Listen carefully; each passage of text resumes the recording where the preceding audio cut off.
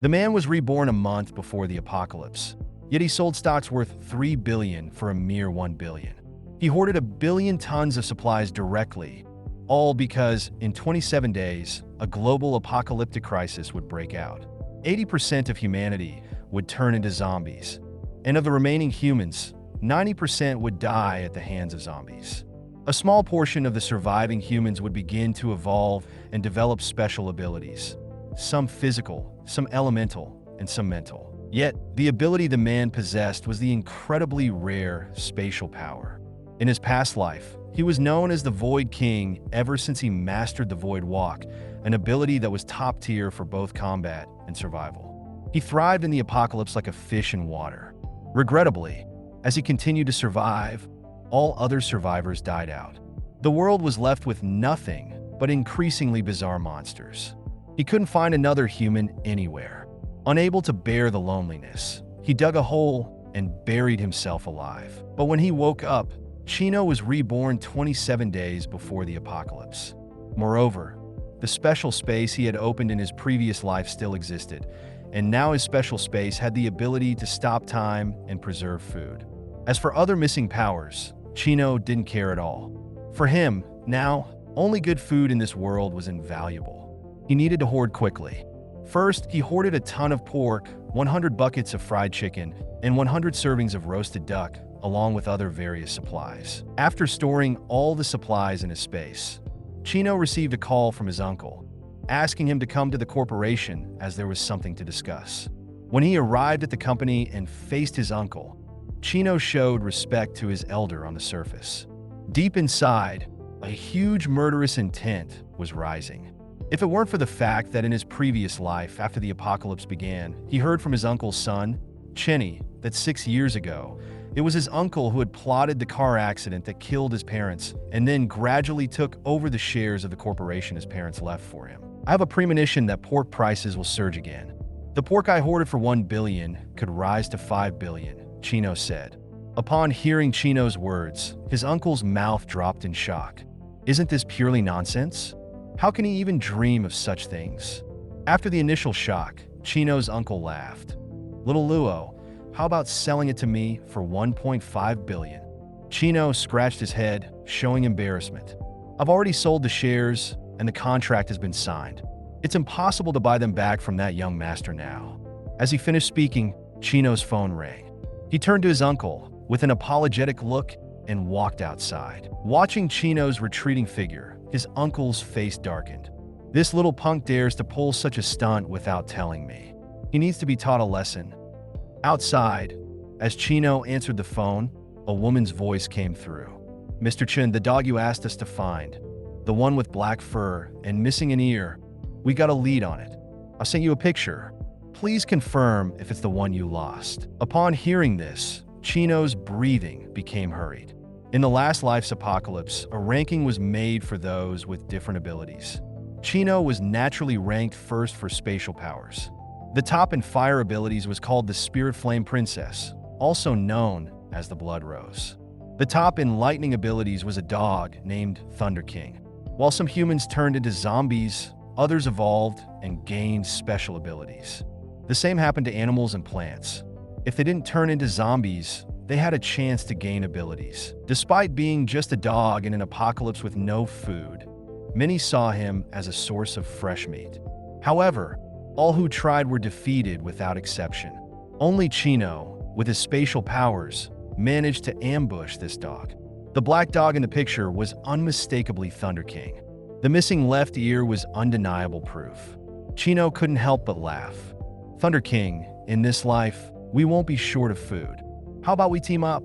I promise to treat you well, ensuring you always have the best to eat and drink. Wait for me, I'll rescue you.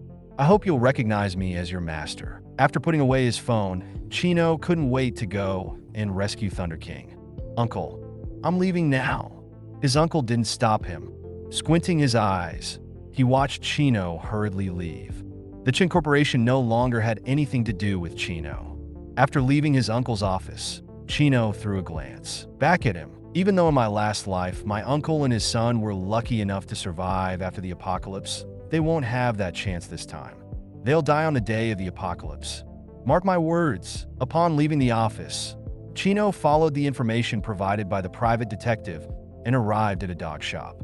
At the entrance, a large iron cage housed 3 dogs, one of which was Thunder King. Chino looked at Thunder King's current pitiful state, which bore no resemblance to the dominating figure he was after the apocalypse. Thunder King, feeling Chino's gaze, lifted its head and shuddered, cowering further inside the cage.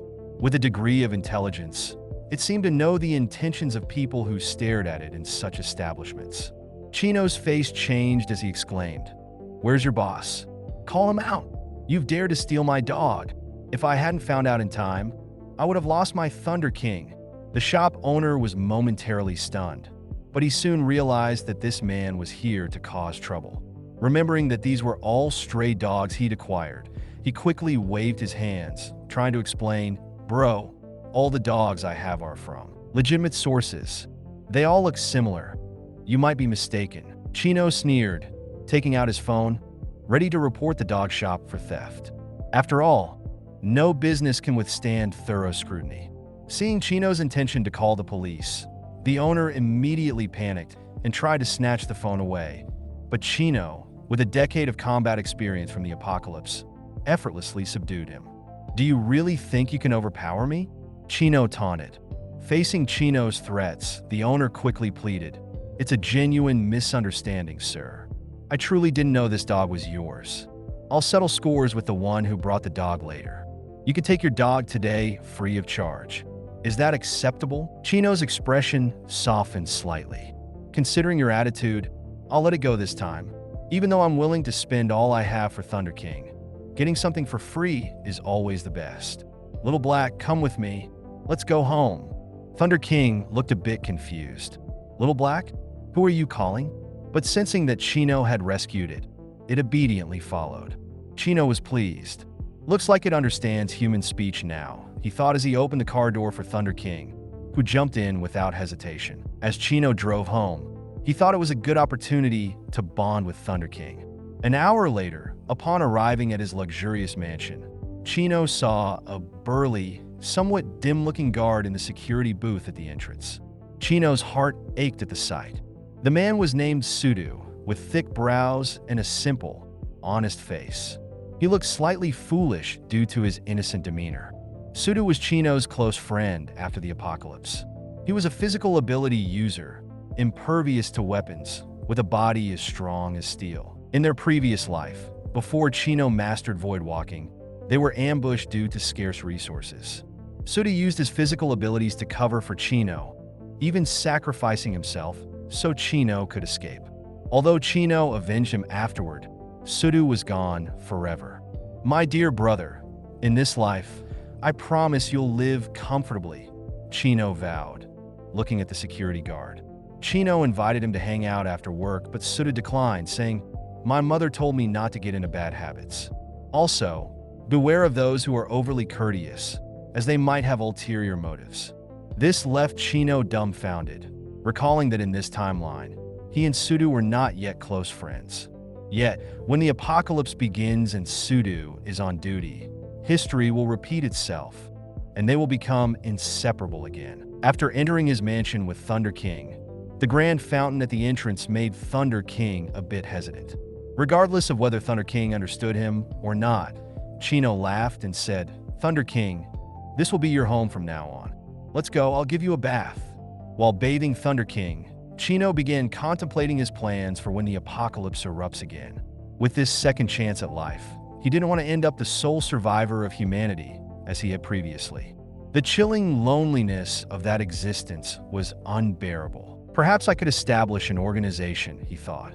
He knew which individuals would develop powerful abilities in the future, which could complement his spatial ability, ill-suited for direct combat. But setting up an organization meant needing more resources, including stocking up on staple foods, fruits, seeds, generators, medications, and most crucially, water. Water sources would be contaminated after the apocalypse, and the only safe drinking water would come from rain. He suddenly realized he also needed to stock up on high-voltage electric batons, tools effective against the impending zombies due to their vulnerability to electricity. They might become obsolete after some time, but initially, they would be indispensable. As he was contemplating, Thunder King jolted at the mention of the electric batons. Chino comforted the dog by petting its head, saying, "Why are you so scared? The batons are for the zombies, not for you." With that thought, he immediately took out his phone to place an order. Suddenly, a beautiful woman arrived at the entrance of the mansion. Chino quickly welcomed her in. She was the culinary teacher he had hired for a hefty sum of 100,000 a month. With the unpredictability of the upcoming apocalypse, Chino didn't just want to stock up on supplies. He also wanted to be able to cook delectable meals. However, things didn't go as planned. Despite being coached by the talented Miyu, Chino's culinary attempts were disastrous. Even the dog refused to eat the dark dishes he prepared. Thunder King, discontented, let out an indignant growl as if to say, "What did I ever do to you, master? Why are you trying to poison me?" Chino could only sigh in resignation, sending Miyu out of the mansion. Watching her retreating figure, he began to ponder. Miyu's culinary skills were indeed impressive, but since he hadn't known her in his previous life, he wasn't sure if she'd turn into a zombie when the apocalypse hit. It would be up to fate. If she remained human, he could consider hiring her as his personal chef. As he was about to close the door after Miyu's departure, Chen Luo's eyes lit up with recognition. Am I seeing this right? It's the sisters Ming and Mi Le. In his previous life, after the onset of the apocalypse, both sisters had risen to prominence due to their awakened abilities. The elder sister, Ming, became the most powerful flame-wielding individual, earning her the title Blood Red Rose Spirit Flame Princess. The younger, Mi, awakened a light-based ability and emerged as the top healer. Though Mi's combat abilities were limited, she wasn't a fighter, but rather a support. Rumors had it that she eventually gained the power of resurrection, an almost godlike ability. Chen Luo decided that, no matter the cost, he had to bring these two sisters onto his side. However, approaching them now without a strategy would just make him look desperate. Chen Luo quickly called a private detective he had worked with previously, instructing him to gather information on the sisters within 3 days. Most crucially, he wanted to know their favorite foods. Whatever you love to eat, I'll stock up on. After all, the way to a woman's heart is through her stomach. In less than the given 3 days, the detective handed over the information. Ming loved grapes, while Mi Le was fond of fish and particularly loved braised pig's trotters. Her favorite fruit was watermelon. Time flew, and it was now June 1st, with only a day left until the apocalypse. During this period, Chen Luo not only received the armor and electric batons he ordered online, but he also splurged on a heavy-duty truck, spending millions. Having prepared everything, and with just an hour to go before the apocalypse, Chen Luo called his uncle, offering the 10 billion tons of supplies he had amassed as collateral. He requested a loan of 500 million. Chen Jinan, puzzled, asked, "Why do you need so much money so urgently?" Chen Luo, making up a story, responded, "From my observations, Bitcoin is about to surge. It might even increase tenfold or eightfold. My 500 million could turn into 5 billion. I promise to repay you with interest. Uncle, please wait for me at home. I'll come over and discuss it in person. I also miss Brother Fei, so let's invite him over as well." Without hesitation, Chen Jinan agreed. Such a significant matter can't be discussed over the phone, and I can't just lend out money casually. I need to investigate first. After ending the call, a cold look appeared on Chen Luo's face. "You were supposed to die on the day of the apocalypse," he muttered. Passing by the security booth, Chen Luo looked at the security guard, Sudu, pondering for a moment before deciding to warn him. "Sudu, I have a bad feeling that something significant is about to happen. Please be cautious around 9 o'clock. Sudu, taken aback, nodded in acknowledgement. Inside the Chen mansion, Chen Jinan, sipping his tea, remarked to Chen Fei, "Chen Luo wants to invest in Bitcoin. Isn't he fearless?" Though Bitcoin initially cost only a few cents and has now risen to over $60,000 apiece, I can tell you it doesn't have any real value. It's just a game of making a quick buck, but this deal might still be worth considering. First, we need to verify if the goods Chen Luo has are truly worth $1 billion. That's why I asked him to discuss it face to face. No sooner had he finished speaking than the doorbell rang. Opening the door, Chen Fei warmly greeted and embraced Chen Luo, leaving Chen Luo feeling a bit overwhelmed. They then began to chat over breakfast, with Chen Luo continuously boasting about how profitable investing in Bitcoin could be. However, by 9:15 a.m., a painful scream echoed from the maid's room. Qin Jinan instructed his son to check out what had happened. Chen Luo, with gleaming eyes, knew the apocalypse had arrived. "It seems you two really are destined to die today," he thought, standing up to join the investigation. Upon reaching the maid's room, Qin Fei was horrified by the sight that greeted him as he opened the door. The middle-aged maid, with disheveled hair, was bleeding from all orifices, blood streaking down her face. Seeing Qin Fei at the door, she growled and lunged at him.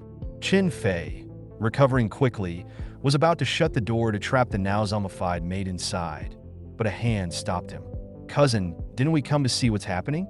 How can we see if you close the door?"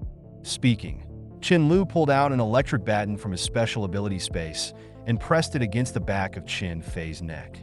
Instantly, Qin Fei's body convulsed a few times before he passed out. Looking at the unconscious Qin Fei, Chen Luo swung the door open.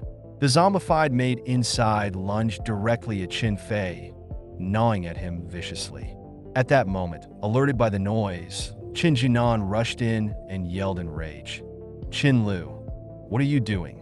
But Chen Luo ignored him, swiftly turning around and extending the electric baton toward Qin Jinan. As Qin Jinan instinctively tried to block it, Chen Luo sneered. "Did you think you're insulated and immune to electricity? Trying to block an electric baton with your hand?" Chen Luo coldly watched his cousin, who was being bitten by the zombie maid, struggle and shout. "Chen Luo, Dad, save me!" Chen Luo retorted, "Stop shouting. I don't consider you my cousin. Your father is lying right there." Saying this, Chen Luo kicked away the hand that Qin Fei was trying to reach out to him with. As Qin Fei started to curse, he was interrupted by the zombie maid. Watching this bloody scene with an expressionless face, Chen Luo remarked, "Such a thrilling spectacle shouldn't be for my eyes only. Uncle, wake up!" With that, he zapped Qin Jinan with the electric baton. Qin Jinan, groggy, woke up to the horrifying sight of his son's plight and pleaded, "Chen Luo, Qin Fei is your own cousin. Please save him. I admit I secretly sabotaged your shares, but Qin Fei is innocent." Chen Luo coldly snorted. "What else? Have you done this to betray me?" Qin Shinan thought to himself in panic. Did Qinla know about the incident? Seeing Qin Jin in silence, Qinla gripped his throat. "Uncle, have you decided how to answer? Your son won't last much longer." With Qin's breath growing weaker and his cries fading, Qin Jinan roared, "Chen Luo, save Qin Fei now, and I might choose not to call the police. Otherwise, you won't escape this." Unbeknownst to Shinan, the apocalypse had already begun. He merely thought the maid had contracted a horrifying disease, or that Chino had drugged her. "You heartless beast, planning to kill your own uncle and cousin. You're worse than a dog." In response, Chino slapped him across the face. "The truly heartless one is you. My father introduced you to the Qin Corporation out of kindness, and you betrayed him. How dare you speak those words?" By this time, the zombified maid had already bitten through Qin's neck. Qin Jinan completely lost it, roaring in resentment. "I am his older brother. I contributed so much to his success, and in return, he gave me only 10% of the shares. Is he treating me like a beggar? He deserved to die. With today's technology, there's no way you can escape." Chino's eyes turned cold. Considering the share value at that time, 10% was worth 1.5 billion. Which employee gets a 1.5 billion share? You truly are an insatiable ingrate. With that, he threw Qin Jinan towards the zombified maid. "Father, you truly let the wolf into the house back then. As for your son, this is all I can do for you." After the zombies finished off the father and son, Chino adjusted the voltage of his electric baton to its highest setting and struck the maid. Accompanied by the sizzling sound of electricity, the zombified maid screamed a few times before becoming motionless. Following this, Chino took out a dagger from his space and stabbed it into the zombie's forehead, retrieving a small crystal. After the outbreak of the apocalypse, both special ability users and zombies grew a crystal in their foreheads. The size and color of these crystals varied based on the power type and strength. Fire ability users or zombies had red crystals. Wind ability users had green, and space ability users or zombies had transparent crystals. When Thunder King had awakened, his electric ability had produced a purple crystal. The zombified maid's crystal was pale white, indicating she was at the lowest level and had yet to evolve any special abilities. After storing the crystal, Chen Luo went outside the villa intending to bring in Thunder King, but as he stepped out, a female zombie lunged at him. Chen Luo smacked it, extending his electric baton towards the young zombie. With a zapping sound, she fell motionless to the ground. Chen Luo commented, "This baton really comes in handy. Since Uncle granted you freedom, it's not too much to ask for a little reward, right?" Saying so, he retrieved a crystal from the young zombie's forehead. Thunder King, who had witnessed everything, was dumbstruck. "Master, how can you be so ruthless?"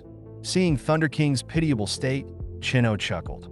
"Thunder King, I reckon our awakening time is near. It's not safe outside during the awakening. Come inside with me, and we'll set out once the awakening is over." After letting Thunder King out of the car and into the villa, Thunder King, seeing so many corpses for the first time, was quite frightened. He shivered and pressed close to Chen Luo. Meanwhile, Chen Luo casually peeled an apple. Just as he was about to take a bite, a yellow electric arc flashed over Thunder King's black fur. Chen Luo, standing close to Thunder King, got shocked. The apple that hadn't reached his mouth fell to the ground. He was both surprised and elated. So Thunder King has awakened his ability, and yet the first one he shocked was me. Chen Luo quickly stepped away to avoid getting shocked again. Electric arcs kept flashing over Thunder King's body, and pain was evident on his face. After about 10 seconds of pain, Thunder King returned to his normal state, collapsing powerlessly on the ground. Chen Luo looked at Thunder King with a hint of envy. The strength of an ability talent is mainly determined by two factors. First, the awakening time. The earlier, the more potent. Second, the speed of ability growth. The faster it grows, the stronger it becomes. Thunder King is clearly top tier in the electricity ability. He must also have developed his intelligence a second time. Chen Luo muttered to himself, "It's frustrating when a dog outdoes a human." Just then, Chen Luo felt a sharp pain in his head, as if something was forming inside. A smile unconsciously appeared on his face. "Seems I'm not so bad either." Feeling the spatial ability inside him, Chen Luo stretched out his hand and guided the force of space to his palm. The next second, he opened his eyes wide and swung his hand. The force of space slammed into the wall, leaving a crack of several inches. Thunder King, watching from the side, had eyes as big and round as saucers. Chen Luo sighed. "That one spatial ball attack used up a quarter of my ability energy, yet its offensive power wasn't enough to even instantly kill the weakest of zombies. It seems I need to absorb crystals to level up." Chen Luo immediately took out the two crystals he had just acquired and held them tightly, beginning to absorb their energy. In this apocalyptic world, ability users were ranked from levels 1 to 10. Above level 10 was King level. In his previous life, both Thunder King and Spirit Flame Princess were at King level. He himself was also at King level, but after absorbing Thunder King's crystal in that past life, he ascended from King level to another unknown level. He wasn't sure what that level was because later he couldn't bear the loneliness and chose to end his life. 5 minutes later, Chen Luo had completely absorbed the power of the two crystals. Feeling the size of the crystal in his mind, he estimated that he would ascend to a level 2 ability user after absorbing around 20 more crystals. Having absorbed the crystals, Chen Luo stretched his body and began teaching Thunder King how to control his newfound abilities. As expected, after listening to Chen Luo, Thunder King tried and spat out a bolt of lightning from his mouth, electrifying everything and damaging the opposite wall. Chen Luo, ecstatic, patted Thunder King on the head, praising him. "Good dog, you catch on fast. Let's head to the cold storage and gather supplies." As they were about to leave, Chen Luo spotted a high-end supermarket spanning over 200 square meters and decided to stop. "Look at the size of this supermarket, Thunder King. It must be packed with supplies." We should take everything and not leave anything for those wandering zombies inside. Thunder King barked in agreement. Chen Luo then put on armor and took 2 baseball bats, heading confidently towards the supermarket entrance. He reminded Thunder King, attack when you can and avoid direct confrontations. Use your agility to dodge them. I don't really need you, but this will be good training for you. Thunder King nodded like a human would. As they approached, Chen Luo dispatched 2 zombies with his bats. Thunder King barked and shot out a bolt of lightning, but missed, seemingly confused. Chen Luo chuckled. It's okay, distract them for me. Thunder King, understanding, lured the zombies away. Zombies were slower than normal people, let alone Thunder King, who was extremely fast. Although Thunder King could easily outrun them, he deliberately drew their attention to help Chen Luo get into the supermarket without distraction. Once inside, Chen Luo marveled at the high-end items in the store. As expected from a supermarket next to a villa, everything's so premium. I won't hold back then. He then summoned the power of space and in an instant stored all the items. Before leaving, he extracted the crystals from the brains of the fallen zombies outside. He stretched and thought, it's great having spatial abilities, shopping without spending a dime. Thunder King, on the other hand, was struggling. One of the 2 zombies he had distracted was dead, but the other was still chasing him. Thunder King was wondering why he couldn't deal with the zombies as easily as his master could. Chen Luo stepped in and dispatched the remaining zombie with his electrified bat, then comforted Thunder King by patting his head. Don't be sad, you did great. With more time, you'll be the strongest dog. Thunder King's eyes sparkled with happiness. Leaving the villa area, Chen Luo chose to take a less traveled route to the cold storage. As they waited at a red light, a speeding yellow car pulled up next to them. A young man leaned out of the window, anxiously asking, "Do you know what's happening? I can't get through to the police."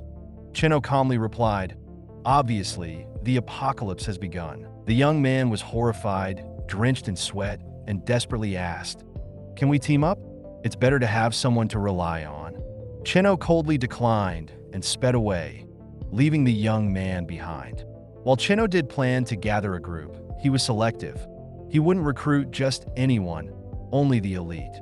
At this stage, ordinary survivors have some use if they obey, but a few years later, they could only serve as cannon fodder. Even though I have a lot of resources right now, they are not infinite. I must be cautious. After all, in the apocalypse, people's intentions are unpredictable. As soon as Chen Luo turned into a narrow path and drove a few dozen meters, he frowned. The road ahead was blocked by a runaway truck, and there were also more than 20 zombies nearby. This was the only road leading to the cold storage. Taking a detour would be too time-consuming. It seems I have to deal with them. As soon as he got out of the car, the 2 nearest zombies rushed at him. Chen Luo casually smiled, pulling out 2 electric batons. With the sound of electricity, the 2 zombies fell dead, but he was soon surrounded by zombies. Yet he remained calm, facing the zombies attacking him, and knowing the electric baton could only zap 2 at once. After dealing with the 2 zombies ambushing him, a zombie managed to bite his armor. However, the armor protected him, and he was unharmed. Chen Luo swung his electric baton, sending the zombie flying. This armor is made of alloy. There's no way you low-level zombies can break it. Chen Luo grinned. There's no one to fix your teeth in the apocalypse. Be careful, or you might lose them all and can only rely on licking. Saying this, he charged into the horde with his electric baton, but as soon as he entered, he found that the baton ran out of power. This made him slightly embarrassed. At the critical moment, Chen Luo took out another baton from his space, easily killing all the zombies. He then extracted the crystals from inside them, signaling Thunder King to come over. Thunder King was puzzled. Weren't they headed to the cold storage? Where were they going now? Soon, Chen Luo found the heavy truck he had parked there earlier. He excitedly told Thunder King, "This truck is even more amazing than the armor and electric baton. I kept it here just for today. Get in. I'll show you something that will blow your mind." Driving a truck is nothing like driving a car. The thick steering wheel and massive body give a sense of security. Chen Luo, a bit unaccustomed, drove the truck to the cold storage. The electronic doors outside the cold storage were closed, but he didn't care. He stepped on the accelerator, smashing the door open. Chino really enjoyed the feeling of destruction, while Thunder King in the passenger seat was shocked, his eyes wide. The roar of the truck, combined with the noise of the door breaking, immediately attracted a large number of zombies. They rushed toward Chino. Chino smiled and sped up, crushing the hundreds of zombies, which would have been slow and power-consuming with the electric baton. At this moment, on the rooftop of the cold storage, 3 survivors were cautiously observing Chino. They were all employees of the cold storage, 2 men and a woman. Zhang Meng excitedly said, "Let's ask him to take us with him." Gutto sneered. "Why would he take risks for strangers? I think this driver is ruthless. Otherwise, he wouldn't have done what he just did. I guess he knows about the supplies in our cold storage. He'll take what he wants and leave and won't care about you at all. It's better to rely on oneself. Let's just snatch his truck. It's most reliable when it's in our own hands." At this point, Zhang Ming suddenly noticed the armor on Chino. Tom Wanhang looked over immediately, and they were all shocked. "If we can get his equipment, we'll be safe. What do you two think?" "Yes, let's rob him. This kid is trying to steal supplies from the cold storage. We can't tolerate that." Zhang Meng hesitated for a moment, but then agreed. Gutta smiled and said, "Zhang Meng, use your charm to distract him. Tom Wanhang, you, and I will take him down." At this moment, Chino was extracting crystals from the zombies when Zhang Meng suddenly appeared in front of him. "Hello. Thank you for saving us." Chino squinted at him, thinking, "Asterisk, are they going to ask me to take them away next? If I refuse, they'll resort to force." Asterisk without rushing. Chino asked, "Are you the only ones here?" "Yes. Only the 3 of us survived." Chino suddenly became wary as Gutta and Tom Wanhang began to approach him from both sides.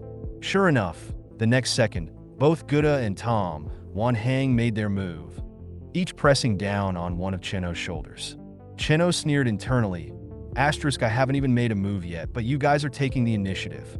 You just thanked me for saving you, and now you turn on me so quickly." Asterisk. With his hands on Chino's shoulders, Gutta couldn't help but feel triumphant. "Bro, don't resist. Don't worry.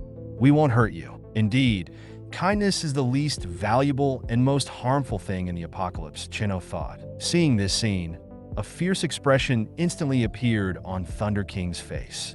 Gutta and the others were taken aback. Asterisk, there's actually a dog. Asterisk, it was getting dark, so they hadn't seen clearly. Seizing the moment they were distracted by Thunder King, Chino pulled out 2 electric batons from his space and shocked the 2 individuals. Asterisk, now I'm not worried about exposing my spatial ability. After all, the dead can't talk. Rule number 1 of survival in the apocalypse: strike first, asterisk. After Chino dealt with the 2 survivors with ulterior motives, Zhang Meng was completely shocked by the turn of events and screamed in terror as she saw Chino approaching with the baton. "Don't kill me," she pleaded, turning and running toward the door. Given the life-and-death urgency, she ran surprisingly fast. In armor, Chino found it challenging to catch up. "You sure run fast, Thunder King. It's up to you." Upon receiving the command, Thunder King rushed and struck Zhang Meng from behind, knocking her down face first. Chino then finished her off. Looking at the 3 bodies, he suddenly laughed. So, it's always best to make the first move. After dealing with the hostile survivors, Chino, along with Thunder King, began raiding the place frantically. Every piece of meat, seafood, seasoning, anything edible was stashed into his space. 2 hours later, Chino finally stored all the supplies into his special space. The haul amounted to almost 60,000 tons of supplies. Chino, quite content, headed back loaded with goods. "Let's go home and rest for today. I'll continue raiding the granary later. I wonder how Sudu is doing." Chino hummed a tune as he headed for his villa. Just then, a man suddenly dashed out in front, waving to stop the vehicle. "Sir, please help. Give me a lift." Chino looked at him expressionlessly. The guy was hiding something under his clothes, most likely another person with ill intentions. Asterisk, my survival rule is to never let any threat emerge, no matter how insignificant. I simply won't allow it. There's no way I'm stopping. If you dare to block my way, I really won't hesitate to run you over. Asterisk. Seeing the truck showing no signs of slowing down, The man quickly stepped aside. As the truck was about to speed away after passing him, the man yelled at the truck, "Do you want to kill me? Wait and see if I get a chance. I'll make you pay." Hearing this, Chen Luo's expression darkened, and he immediately stopped the truck. There was no doubt in his mind about the man's words. If given the opportunity and capability, he would surely seek revenge in the future. After all, harboring grudges in a post-apocalyptic world could be deadly. Thunder King, did you hear what he said? He said he wants to eat dog meat. Thunder King looked puzzled. Although it couldn't understand all human words, it was certain he didn't mention dog meat. Seeing Chen Luo stop, the man menacingly approached, brandishing a wooden stick. Thunder King promptly jumped off the truck, catching the man off guard. Yet he remained undeterred. With a cold laugh, he boasted, "Watch my dog-beating technique." As he was about to strike Thunder King's head with the stick, contempt flashed in Thunder King's eyes. Asterisk, I have magic. Did you really think I'd engage in hand-to-hand combat with you? Whether or not you want to eat dog meat, if my master says you die, then you must die. Asterisk, Thunder King opened its mouth, sending a bolt of lightning at the man. Caught off guard, the man was hit. A scream echoed, and he collapsed. Chen Luo peered out and commented, "Finish him off, but don't use the lightning power, Thunder King. Any hesitation in battle can cost you your life. Only by adapting to this apocalyptic environment can one survive." Thunder King hesitated for a moment, but under Chen Luo's gaze, it bit down on the man's throat with its sharp teeth. After Thunder King took care of the man, Chen Luo and Thunder King returned to the villa area. The roads inside the villa complex were too narrow for the truck to navigate, so Chen Luo had Thunder King disembark first to attract nearby zombies. Upon receiving the order, Thunder King barked twice and left the truck. It would be just a matter of time before Thunder King could leave, and the zombies would return. Then they would serve as Chen Luo's free vehicle security, ensuring no other survivors would approach, trying to steal or damage the truck. Chen Luo walked to the entrance of the villa area and saw that among the two security guard zombies, Sudu was not there. He sighed in relief. Fortunately, my rebirth didn't affect the turn of events. He took out an electric baton and effortlessly dealt with the few zombies he encountered. Chen Luo began searching for Sudu. I remember when the apocalypse broke out, Sudu fled to the inner part of the villa area to hide. Sadly, I can't recall which villa Sudu hid in, only that it was in the outer region. Seems like I'll have to use the most basic method. Chen Luo, holding his electric baton, prepared to search. Chen Luo shouted loudly, "Sudu, where are you?" Thunder King, who had just returned, widened its eyes in astonishment. Has the master gone mad? Shouting like this would attract zombies. At that moment, Sudu, inside one of the villas, heard Chen Luo's voice. He wanted to go out to meet Chen Luo, but was stopped by a girl next to him. "Brother Sudu, don't go. That man must be crazy. Isn't he afraid of attracting zombies? He can endanger himself, but he must not endanger us." This comment shocked Sudu. Indeed, it was strange.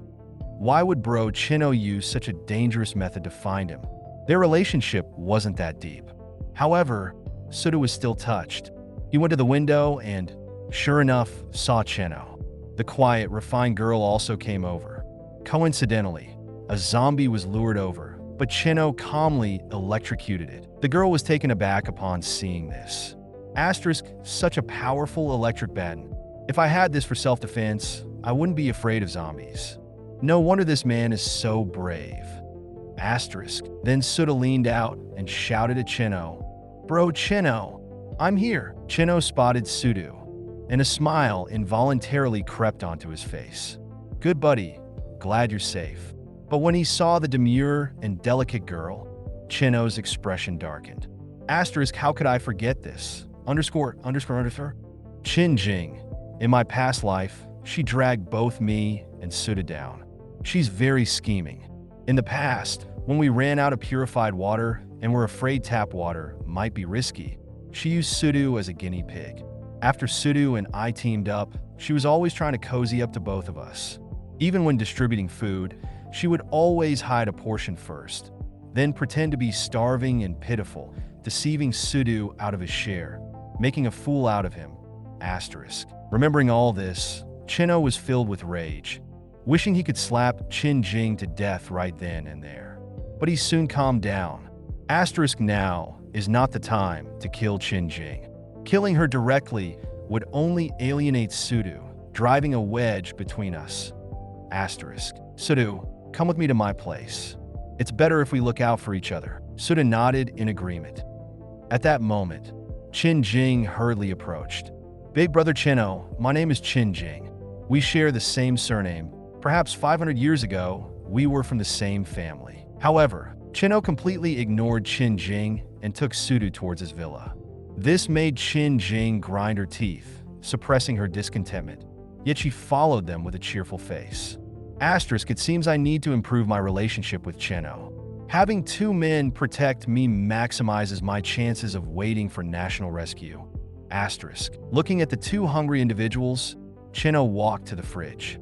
Apart from 3 pieces of bread, he transferred everything else into his special space. Immediately after, Cheno gave a sly smile, staring intently at Thunder King, and slapped a piece of bread onto Thunder King's behind, preparing to add some special seasoning to the bread. Then, Cheno, holding 2 plates, walked over to them. This is all we have at home.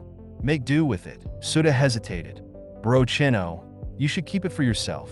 Cheno replied, it's okay. When we get the chance, we'll get some food from the supermarket. After that, Cheno looked at Chen Jing and said, you're a woman, and you eat less. Giving you 1 piece isn't unfair, right? With Chen Jing's character, she wouldn't voice any objections outwardly, but inwardly, she felt dissatisfied. Yet she also thought Cheno had a point. After all, Suda needed to eat well, so he had the strength to find food for her. Thinking of this, Chen Jing didn't hesitate and stuffed the entire slice of bread into her mouth. As soon as she tasted it, Chen Jing's expression suddenly changed. There was something off about the taste of this bread. Beside her, Thunder King looked at Chen Jing with a horrified expression. You dare to eat bread that touched my butt? Witnessing this, Cheno had a faint smile on his face, but deep inside, he was immensely pleased. Asterisk, it's an honor for you to taste the flavor of Thunder King's behind. However, I still need to get rid of Chen Jing soon. Otherwise, many things will be inconvenient. Asterisk. With that thought, Cheno said gravely, there are zombies everywhere now, and food is scarce. We need to find a way to get more supplies from the supermarket at the entrance. Suda confidently responded, Bro Cheno, you just focus on zapping with that electric baton.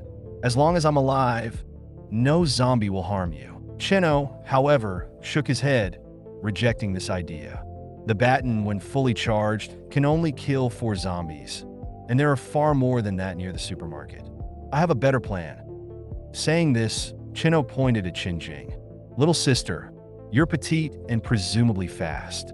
You distract the zombies while Sudu and I get the supplies from the supermarket. Then we'll regroup back home. This left Chen Jing dumbfounded. Me? Distract the zombies? Isn't that just asking for death? Facing her pale look, Cheno said emotionlessly, all right, I'll distract the zombies. You and Suda get the supplies.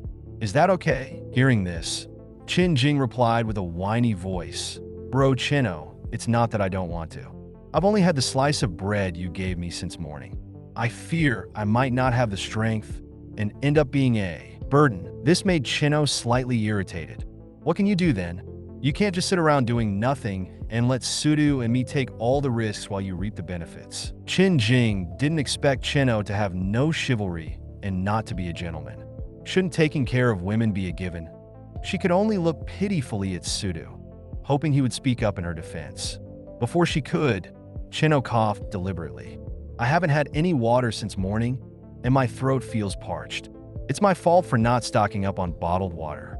I'm not sure if the tap water is contaminated. Why don't you, Chen Jing, try for me? If you do, I won't make you go. This made Chen Jing furious. Asterisk, you want to use me as a guinea pig? I've been so worried about the water being contaminated that I haven't dared to drink any. I do have a bottle in my backpack, but with Sudu around, I was hesitant to drink it. What if he asked me to share? I've been holding back, and I'm about to die of thirst. Asterisk. Just then, her eyes fell on Thunder King beside her, and she exclaimed with sudden realization, that's it. We can let him try the tap water to see if it's drinkable. This made Thunder King stare at Chen Qing in bewilderment. I may not be human, but you're truly heartless, using me as a test subject. Damn, I want to bite you. In his rage, Thunder King lunged at Chen Qing, only to be blocked by her backpack. Yet in the scuffle, he tore a hole in it, and all the snacks and water inside spilled out. Seeing a backpack full of treats, Chen Luo laughed. So that's why she's been guarding this old backpack. She was hiding snacks. She probably planned to enjoy them secretly after getting rid of us. Disgusted by her actions, Chen Luo thought, I won't tolerate this deception. He then pierced a drink with a straw and handed a snack to Sudu. You must still be hungry. Take this. Once you're full, we'll get the supplies. This time, Sudu didn't hesitate. He took it without a word, then shot a disdainful glance at Chen Jing. This morning, I risked my life multiple times to rescue her, and yet she lied about not having food when she clearly did. She obviously didn't want to share.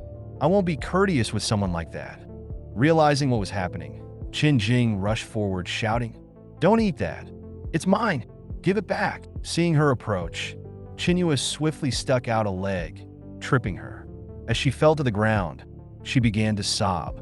You two men picking on a small girl like me? What kind of men are you? Chen Luo sneered at her. Why don't you ask the zombies if they care whether you're a man or a woman? But just this little glimpse of your true nature isn't enough for Sudu to truly grasp human behavior. I need to give Chen Qing a harsher lesson. Soon enough, he formed a plan in his mind, so Chen Luo stepped forward to confront Chen Qing. Why are you crying? We need to eat to have the strength to search for supplies, right? You don't need to go this time. We'll repay you double for the food we eat. Hearing this, Chen Jing realized that no matter what, it wouldn't benefit her to confront Chen Luo and Sudu. Turning against them would only push her deeper into danger. And if she died, she'd have nowhere to plead her case. Thinking of this, she quickly apologized to both of them. I was wrong. I have this instinct because I was traumatized by hunger as a child. I know my attitude isn't right. I'm sorry, it's just my natural reaction. Then, Chen Jing spun a story about her difficult childhood. Even Chen Luo had to admire her for making up such a tale on the spot. Sudu, let's rest for an hour, then head to the nearby supermarket. I'll prepare some things. You two do as you please. Sudu nodded in agreement. I'll follow your lead, Brochin. Chen Luo then pretended to gather supplies, but in reality, he summoned Thunder King, asking him to lure a dozen or so zombies home. Thunder King stared in disbelief. Master, you're joking, right? I understand, luring zombies, but bringing them into the house? I don't get it. Chen Luo gave Thunder King a sidelong glance. Don't ask too much. Once we return, you'll understand. With that, Thunder King set off on his mission. Subsequently, Chen Luo took out 4 garlic bulbs from his special space, minced them, and placed them in 2 bowls, then brought them outside. The pungent smell made Sudu puzzled. Brochin, why are you preparing so much garlic juice? Hearing this, Chen Luo explained with a smile. You might not know, but when I was outside earlier, I happened to see someone wearing a string of garlic. Zombies seemed to be terrified of it and kept backing away. Chen Jing's eyes lit up. In movies, garlic does indeed work against zombies. Noticing this, Chen Luo became elated. Good, they've taken the bait. Unfortunately, reality is the exact opposite of movies. The pungent smell of garlic might severely attract zombies. It's a pity we only have this much garlic at home, enough for just 2 people. We should check the supermarket to see if we can find more garlic. Just then, a horde of zombie roars came from the distance. Clearly, it wasn't just 1 or 2 of them. The noise turned Chen Jing's face pale, while Chen Luo looked grim. Facing this incoming horde of zombies, will you choose to face them with us? Or will you try to take this life-saving garlic juice? In the face of dozens of zombies rushing towards the villa, Chen Jing, desperate to survive, doused herself with the garlic juice first. This stunned Sudu, who had intended to share his portion with her. Although he had grown to dislike Chen Jing, he wouldn't stand by and let her die. But he never expected her to be so selfish. Seeing this, Chen Luo couldn't help but laugh. See, Sudu? After the apocalypse, don't be so kind to just anyone. Some people are no longer deserving of such kindness. Realizing she had been duped again, Chen Jing questioned, but why, Chen Luo? You also poured garlic on yourself. Chen Luo smirked. I didn't deceive you. You chose to pour the garlic on yourself. Let me tell you the truth. Zombies are incredibly sensitive to the smell of garlic. You're doomed." Hearing this, Chen Jing broke down. "Why are you doing this to me? I just want to live. Is that wrong?" "It's not wrong, but it is wrong to continuously bully an innocent person, especially when that person is my brother. In your words, we all want to live. Is sacrificing you really so wrong?" After saying this, Chen Luo had no further interest in wasting words with Chen Jing. He took out a suit of armor from his special space and gave it to Sudu. Anyway, Chen Jing would be dead soon, and the dead don't spill secrets. And for Sudu, Chen Luo would tell him about his awakened power of space. At this moment, Chen Jing finally understood where Chen's confidence came from when he poured garlic on himself. "Sudu, find a room to hide in right now. You'll only be a burden to me," Chen Luo advised. Sudu agreed, knowing that with that kind of armor, zombies couldn't harm Chen Luo. He would indeed only slow him down. Meanwhile, Chen Jing also wanted to find a room to hide in. He immediately looked pleadingly at Chen Luo. "Bro Chen, give me a break. After this, you can do whatever you want to me." Chen Luo coldly snorted. "I want you dead. Once you're dead, I'll have given you a break." "Chen Luo, what have I ever done to offend you? You've been targeting me since we first met." Chen Jing broke down completely. In no time, he was mauled by a wave of zombies. 10 minutes later, looking at the devastation and blood stains, Chen Luo felt a sense of despair. "I miscalculated my home, where I've lived. For over a decade, it's ruined." Emerging from a room, Suda looked solemnly at Chen Jing's corpse. Chen Luo didn't say much, motioning for Sudu to move all the zombie bodies out of the villa.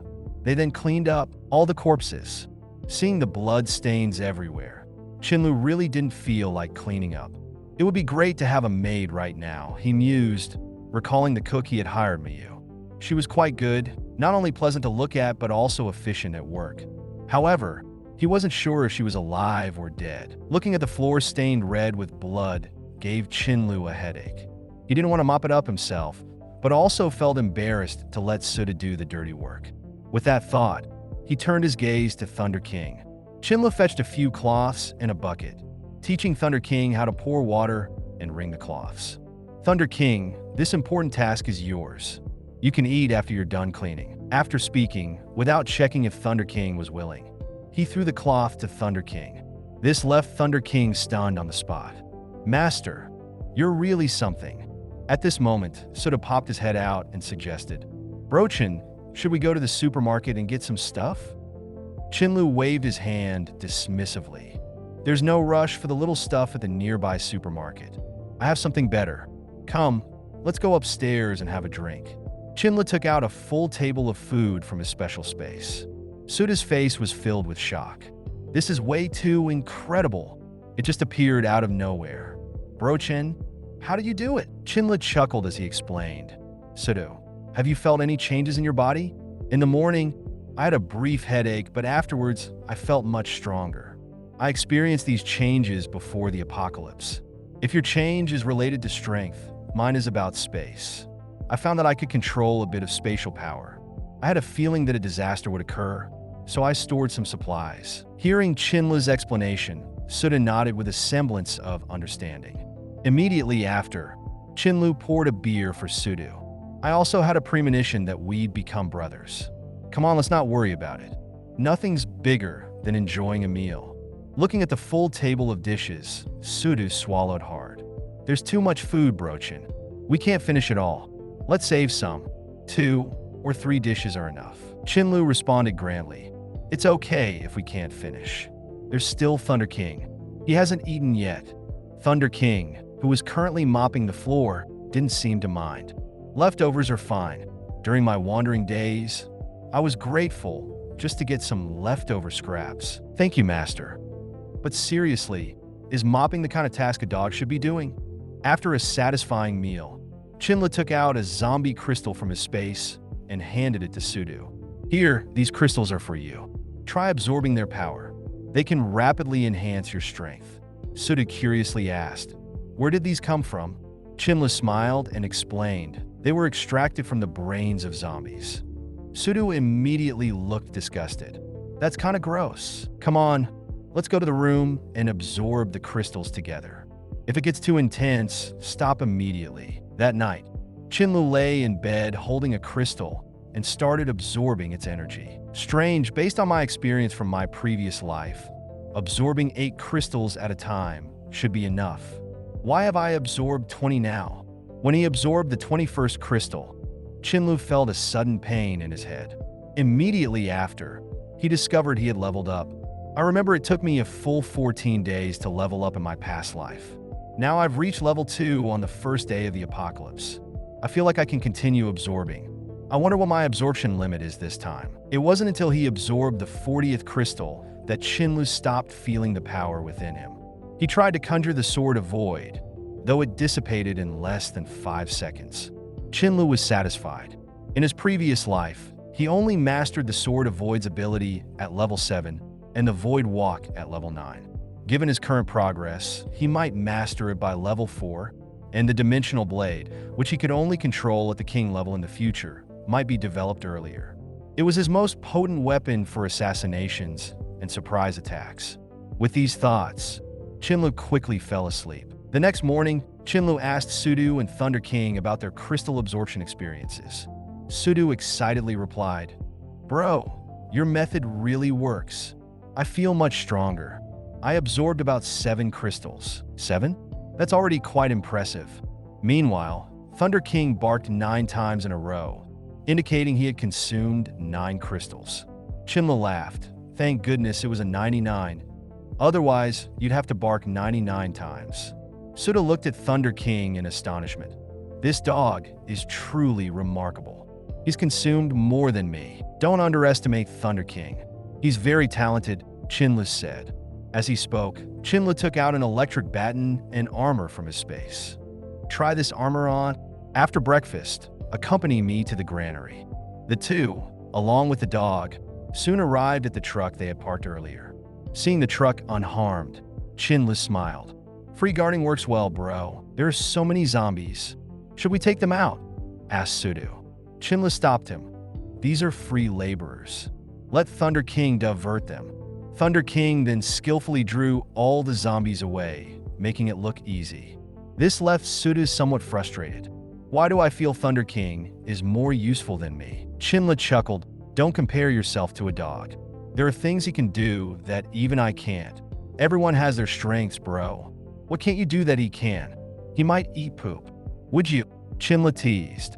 Thunder King, upon hearing this, barked in protest, clearly indicating, Master, you're slandering me. I don't poop. Once Thunder King got into the truck, Chen Luo headed towards the granary. Strangely, it was eerily silent. I made such a ruckus, and not a single survivor has called out for help. Bro, don't granaries usually have large basements? Maybe the people are hiding there and didn't hear us, suggested Sudo. Considering Sudo's words, Chen Luo got out of the truck and approached the pathway to the basement. Using their flashlights, they illuminated the path. Chen Luo's eyes widened in shock. Not far from them lay the skeletal remains of a human. Normal zombies wouldn't clean the bones so thoroughly when they feed. They always leave some remnants. Only mutated creatures like ants or rats would clean bones to this extent. I don't know if it's ants or rats, but both are communal creatures. There must be a staggering number of them. Chen Luo hesitated for a moment. If they encountered a massive number of those creatures, he wasn't sure they'd come out on top. We can't take the risk. Our lives are the most important. Just as he decided to retreat, a series of squeaking sounds echoed from below. Chen Luo's face turned pale. Without any hesitation, he grabbed Suju and started running. That sound was unmistakably a swarm of rats. Thunder King, upon seeing a mass of shadows rushing out from the basement, was startled and sprinted away. Among the swarm, a mutated Rat King hesitated for a split second as it gazed at the fleeing Thunder King. Deciding that human flesh was more delectable, it commanded the rat horde to pursue Chen Luo and Suju. Just as Chen Luo reached the granary's entrance, the Rat King lunged and hit him squarely on his back with a loud thud. Pain seared through Chen Luo's spine, and he uncontrollably toppled forward. Ignoring the pain, he quickly scrambled to his feet but that slight delay allowed the rats to catch up. Looking back, they were horrified to see hundreds of rats, each one significantly larger than a regular rat, swarming towards them. Without hesitation, Chen Luo pulled out his electric baton and dispatched a few of the rats lunging at him. Both Chen Luo and Suju stood back to back to prevent any sneaky attacks from the rat swarm. Fortunately, the electric baton was effective against them. However, the idle Rat King was a concerning sight for Chen Luo. It was a mutant in this post-apocalyptic world. While every being, be it a survivor, zombie, or mutated creature, grew stronger gradually, some rare mutants drew upon their life potential, boosting their power at the expense of their lifespan. These mutants were incredibly unlucky to encounter. The present Rat King was obviously such a mutant. There's no way it could have grown this large in just 2 days. Suddenly, the Rat King launched a surprise attack, knocking Suju to the ground. In the face of danger, Suju managed to jab the electric baton into the Rat King, but to his horror, it barely affected the creature, which merely winced in pain. It lunged at Suju, biting hard onto his armor, producing a cracking sound. The sturdy armor now bore a deep crack. One more bite, and it would breach the armor entirely, causing Suju to break into a cold sweat. In a swift move, Chen Luo pulled out 2 chunks of pork from his space and threw them to the ground. The surrounding rats were instantly distracted by the meat. Seizing this chance, Chen Luo approached the Rat King. He couldn't help but think if he hadn't leveled up the previous night, they'd have been doomed for sure. As Chen Luo charged forward, the Rat King's eyes flashed with disdain. It wondered whether Chen Luo would electrocute it first, or if it would bite Chen Luo to death first.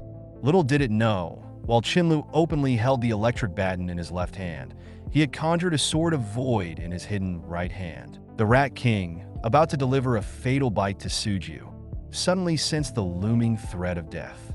Turning its head, its eyes widened in shock upon seeing Chen Luo, and it tried to flee. However, it was too close to escape. In a swift motion, Chen Luo slashed its throat with the sword, and then extracted a crystal from the Rat King's forehead. Suju, I think its 2 front teeth might make useful weapons. I don't have the strength.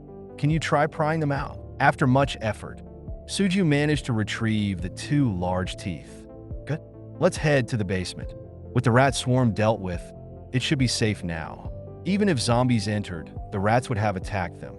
Upon entering the basement, Suju's face registered shock as Chen Luo stored all the supplies into his spatial ability. Bro, how big is your spatial ability? It's not that big, probably around the size of this granary, Chen Luo responded, then turned to Suju with a serious look. Suju, you must never speak of how much I've hoarded. No matter who asks, you can't say a word. In these end times, we can't trust anyone. Suju nodded solemnly. Don't worry, bro. I won't say a word, even if it kills me. Upon their return to the villa, Chen Luo recognized that his strength wasn't enough. Today's encounter at the granary was a close call due to the mutant Rat King. He planned to level up to rank 3 at home. Given my current rate of absorbing crystals, it'll take over 3 days to reach the 3rd rank. Suju, if you're bored, you can play some single-player games upstairs. After their meal, Chen Luo turned to Thunder King with a smile, hinting that dishwashing duty was now his responsibility. This left Thunder King, the dog, utterly speechless. From mopping and cleaning to now washing dishes, he thought, Master, can't you act like a human for once? You're even more demanding than a dog. Chen Luo looked at Thunder King, who had just finished washing the dishes, and said, Thunder King, if I recall correctly, you leveled up to the 2nd rank yesterday, didn't you? Hearing this, Thunder King excitedly barked in affirmation, as if to say, yes, Master, I'm awesome. But what Chen Luo said next dampened his enthusiasm. As the saying goes, a good dog needs to be polished to become talented. Why don't you go find some zombies to practice on and see if you can develop some new electrical skills? Dejected, Thunder King began to walk towards the door. Just as he was about to exit, Chen Luo suddenly called out to him. Thunder King, hopeful, turned around, thinking that maybe his master had changed his mind or was concerned about his safety. However, Chen Luo simply handed him 2 bags of trash, asking him to dispose of them on his way out. All right, I overthought it, Thunder King seemed to lament. Master, You really don't treat a dog like a dog, do you? Watching Thunder King depart, Chen Luo sighed. He's so high maintenance. When will he clean up and dispose of trash on his own? That's when he'll be a mature dog. I seriously need someone like Mayu to take care of daily chores. Once I level up to rank 3, I'll go find her immediately. With that in mind, Chen Luo eagerly returned to his room to absorb the zombie. Crystals. As a wave of pain washed over him, Chen Luo successfully advanced to a rank 3 power user. In my past life, it took me a month and a half to break through. Now, it's only taken 3 days, he marveled. He could feel the enhanced power within him.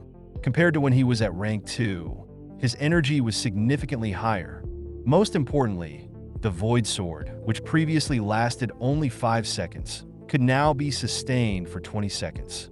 Now I can confidently go outside.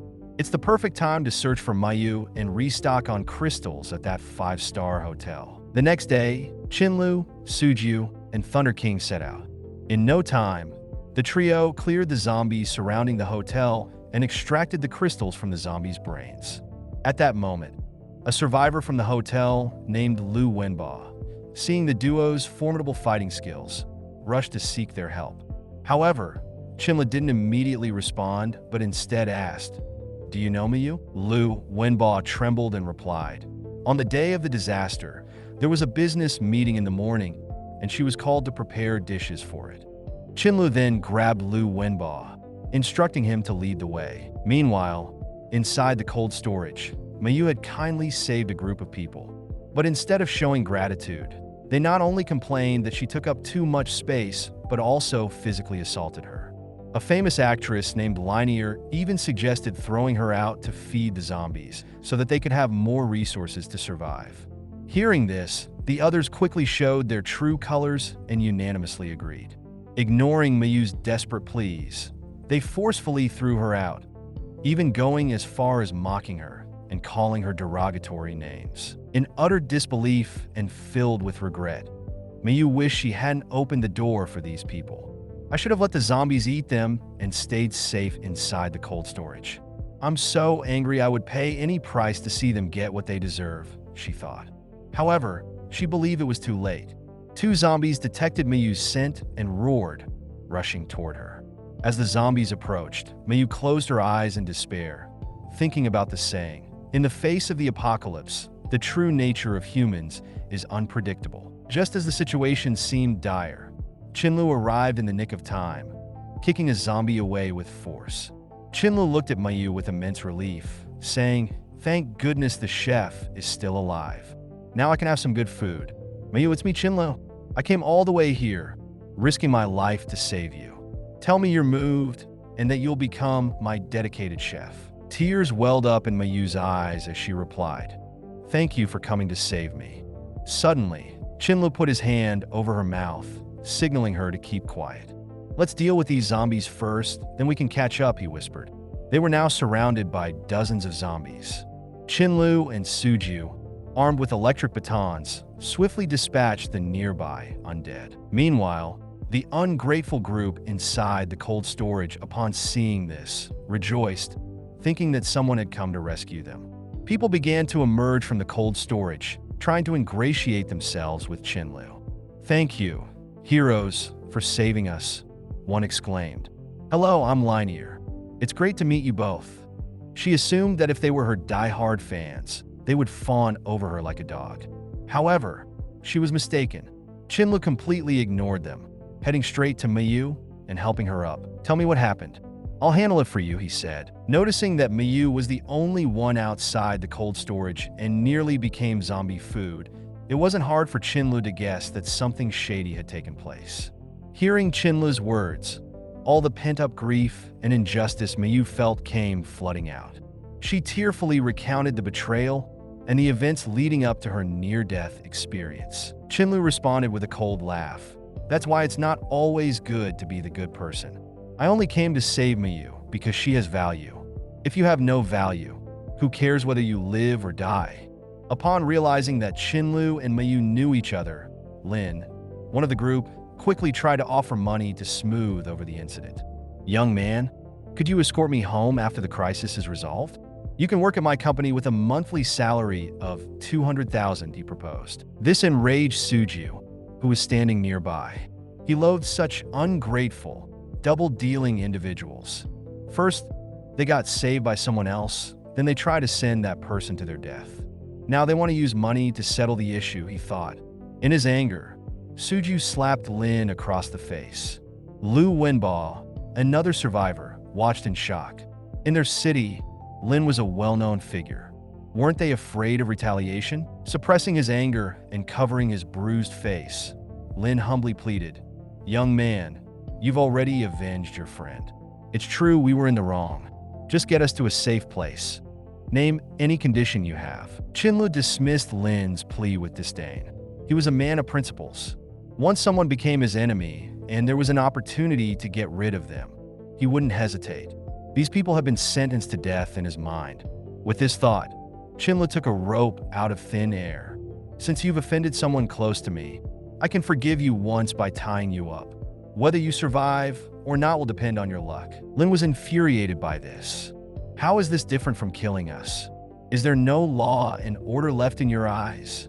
Suju sneered at the side. "Did you think of that when you threw her outside?" The female celebrity, in a desperate attempt to save herself, knelt in front of Chen Luo, begging for her life.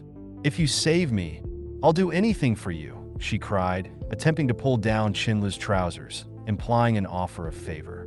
This left Chen Luo utterly speechless. "What's wrong with you? Why are you trying to undress someone just like that? Get away from me. You're disgusting," she responded defensively. "It's not my fault. I haven't showered in days, so of course I'm a bit dirty. You can help me clean up." Chen Luo, tired of her nonsense, promptly used a smelly sock to gag her mouth. "Let's go. Let them fend for themselves," he then said, heading out of the hotel with Suju. Lu Wenbao hurriedly followed, calling out, "Big brother, I want to come with you." Chen Luo turned to look at him. Picking up an iron rod from the ground, he handed it to him. "If you can go to the main street and kill 10 zombies, I'll let you come with me." The mere thought made Lu Wenbao break into a cold sweat, shaking his head in fear. Chen Luo scoffed, "You're as useless as mud that can't be molded. When given a chance, you don't seize it." Before leaving, as a token of appreciation to the waiter who guided the way, Chen Luo took him to a small supermarket next to the hotel. He gave him 3 minutes to shop freely and then promised to escort him back to his dormitory as a thank you. As Lu Wenbao excitedly filled his cart with supplies in the supermarket, Chen Luo turned to Miyu and offered, "I'm in need of someone to handle logistics. How about you join us? Your only responsibilities would be cooking and washing dishes. In exchange, I guarantee your safety and you'll be well fed." To be a bit boastful, meeting me is the luckiest thing to happen in your life. So, what's your answer? Would you like to come with me? "I'm willing," Miyu replied, promptly nodding. After all, if it weren't for Chen Luo, she would have already been dead. Chen Luo, pleased with the response, said, "Once we've escorted that young man back, we should celebrate with a grand meal. But you'll be cooking." After safely dropping Lu Wenbao back at his dorm, half an hour later, they reached their villa. Upon their arrival, Chen Luo asked Miyu about her newly awakened power. He then introduced his own power, as well as Suju's. Miyu pondered for a moment, remembering a headache she'd had on the 3rd day of the apocalypse. She hadn't paid much attention to it at the time, but Chen Luo guided her to tap into that newfound strength. A second later, a flame appeared in Miyu's hand. Chen Luo was astounded. A flame ability in a chef could make dishes even more delectable. "We've truly found a treasure," he thought. In just half an hour, Chen Luo and Suju found themselves drooling over a lavish spread of food. After taking a bite, tears of joy streamed down Chen Luo's face, confirming that seeking out Miyu had been the right decision. After the meal, Chen Luo led Miyu to her room, reminding her to be cautious if she decided to take a bath, specifically warning against drinking untreated water. He handed Miyu a cell phone and a power bank to pass the time, informing her that they would stay put for the next few days to focus on enhancing their abilities. Chen Luo promised to explain the upgrade method later. 3 days passed, and Chen Luo managed to advance to level 3 of his power. Based on his progression rate, he estimated that it would take about 10 more days to reach level 4. It was time to go out and gather more crystals to further enhance his abilities. Simultaneously, he thought of checking on Ming and Mei Lu, the two sisters. Even though it might not be the right time to recruit them, he believed it would be good to see how they were doing. After all, it's a resurrection technique.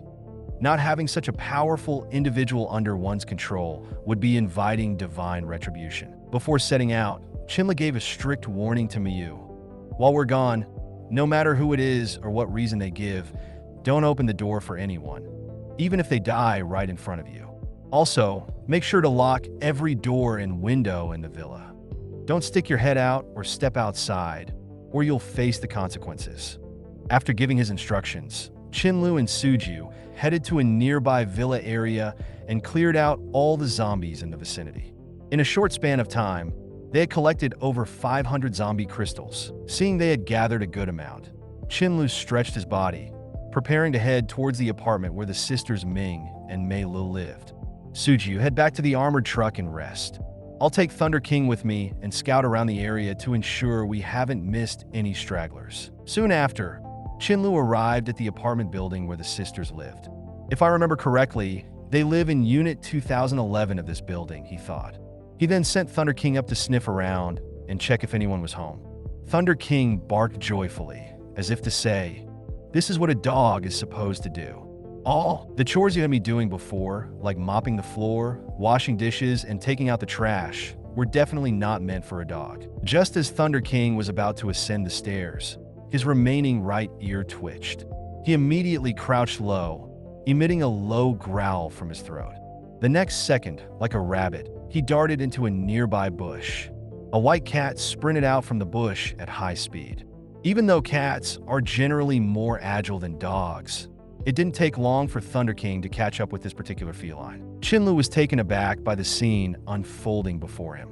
The cat was uninfected and beautiful. It'd be nice to take it back as a pet, he thought. Immediately, he called out to Thunder King, asking him not to harm the cat. Just as he spoke, Chen Luo heard a voice. "Get this stupid dog off me." He stared at the cat in disbelief, realizing that it possessed the ability for telepathic communication. What an unexpected find.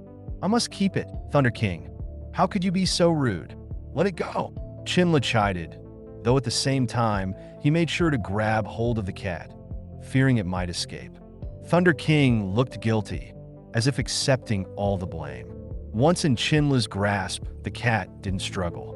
It looked up at him with big sky-blue eyes, and a voice echoed in Chen Luo's mind. I didn't provoke or annoy it. Why did this dog just randomly bite me? So infuriating. Chen Luo replied in agreement. Yes, so infuriating. Suddenly, the little cat seemed to sense the smell of dried fish on Chen Luo. He was amazed by its ability, wondering how it knew. Was it instinct? I can give you dried fish to eat, and then you'll be my kitty. Just then, a voice from above shouted, "Let go of my rice." Looking up, Chen Luo was shocked to see that it was Mei Lu.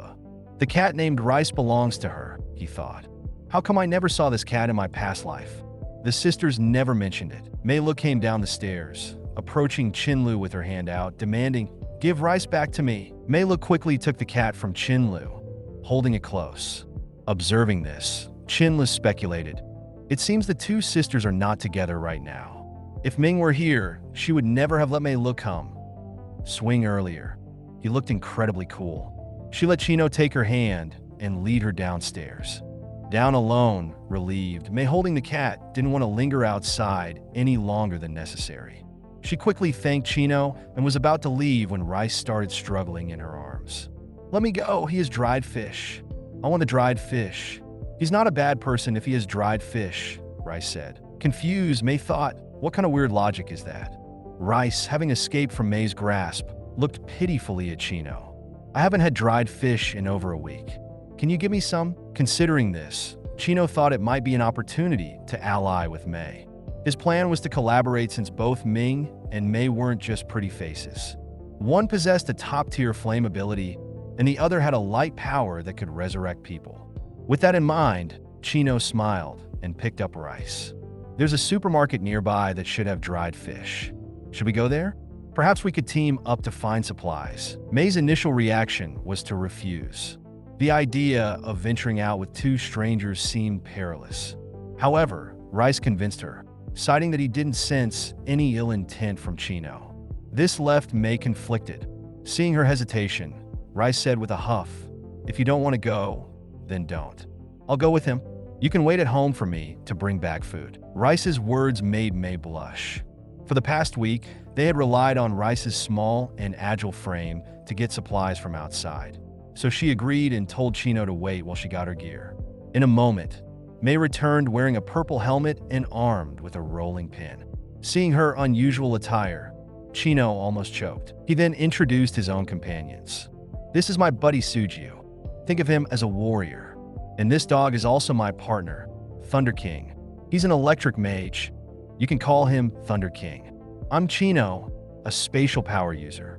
What about you?" Upon hearing this, May replied, "You already know about Rice's ability to communicate with humans. I've also suddenly acquired a special power. I'm akin to a priest in video games." No sooner had she spoken than a group of zombies began to surround them. Chino quickly warned everyone to be cautious. May, who was at the back, initially panicked but soon regained her composure. She directly amplified the strength of both Chino and Suju. Feeling the surge of power within him, Chino was amazed. Truly an incredibly rare light power. At level 1, she could amplify strength by a third. With May's boost, Suju began to dispatch the zombies effortlessly. However, a large zombie rushed toward May, and Chino shouted for her to get out of the way. But May stood her ground. After all, she had never fought a zombie before and felt this might be good practice. The post-apocalyptic world requires one to adapt. May, faced with the oncoming zombie, quickly applied a strength boost to herself. Due to her lack of combat experience, she didn't dodge the zombie attack. Its sharp claws aimed for her neck, but her thick jacket shielded her from the brunt of the strike. Without hesitating any longer, May began to wildly bash the zombie with her stick, causing its head to split open. Chino, who was nearby, felt a chill watching May ferociously bash the already dead zombie. Brain matter was splattering everywhere, but she kept smashing the creature's head. Snapping back to reality, May looked at the zombie whose head she had destroyed and couldn't help but vomit. Chino handed her a tissue and a bottle of mineral water. May gave him a grateful glance, while Rice looked quite annoyed and huffed. "Are you two done? Are we going to get that dried fish or not?" Half an hour later, after Chino had dealt with the zombies on the supermarket's second floor, he instructed May to grab as many supplies as she could. Rice had already found the dried fish snacks in the snack area and pleaded with Chino to help open the packaging. Looking at the little cat, Chino began to ponder. He always felt that this cat had other secrets, not just an awakened psychic ability. After all, such a unique ability like mental communication isn't something a novice in psychic powers could master. With such a rare cat, he definitely needed to recruit it into his team. With this thought, Chino offered Rice the dried fish and tempted him. "This fish isn't fresh. Eat sparingly. I have fresh fish. Come with me later, and I'll make you braised fish." Hearing this, Rice became excited. On the other side, May, who was gathering supplies, was completely unaware of a mutated zombie sneaking up behind her. Sensing the danger, Thunder King quickly yelled out a warning and rushed towards May. Hearing Thunder King's alarm, May instinctively turned around, her face turning pale with terror. Collapsing to the ground, she saw a 2-meter-tall, obese zombie before her. May tried to flee, but tripped over 2 large bags of food she had packed. Seeing this, the obese zombie smirked. "I'm so hungry. I'll eat you up." May scrambled up without hesitation, hurled the 2 large bags of food at the zombie, and turned to flee, only to run directly into the arriving Chino. At the first glance of the obese zombie, Chino's pupils contracted. This was another mutated zombie, specifically the most common type known as Devourers. Not only do they possess great strength and defense, but they can also use body slam attacks and even self-detonate. Judging by its size, it must be a level 3 zombie. Thinking this, Chino pulled May behind him.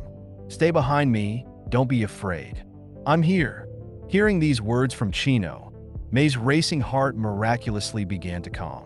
Looking at Chino shielding her, she felt an indescribable sense of security. Just then, Thunder King arrived in the nick of time, unleashing a bolt of lightning to ambush the obese zombie from behind.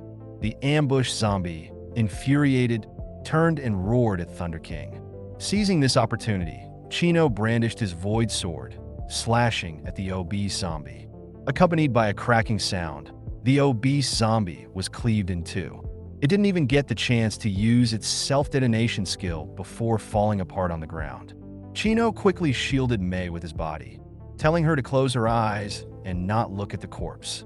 Hearing his voice, Mei involuntarily closed her eyes. At that moment, the only thing in her mind was the scene of Chino's sword. When she opened her eyes again, Mei couldn't help but look at Chino, thinking, how did I never notice before how handsome brother Chino is? Chino looked at her, puzzled. As they gazed at each other for a moment, Mei's face inexplicably turned red. This caught Chino by surprise. He never expected that the appearance of the obese zombie would lead to a classic hero saves the damsel moment.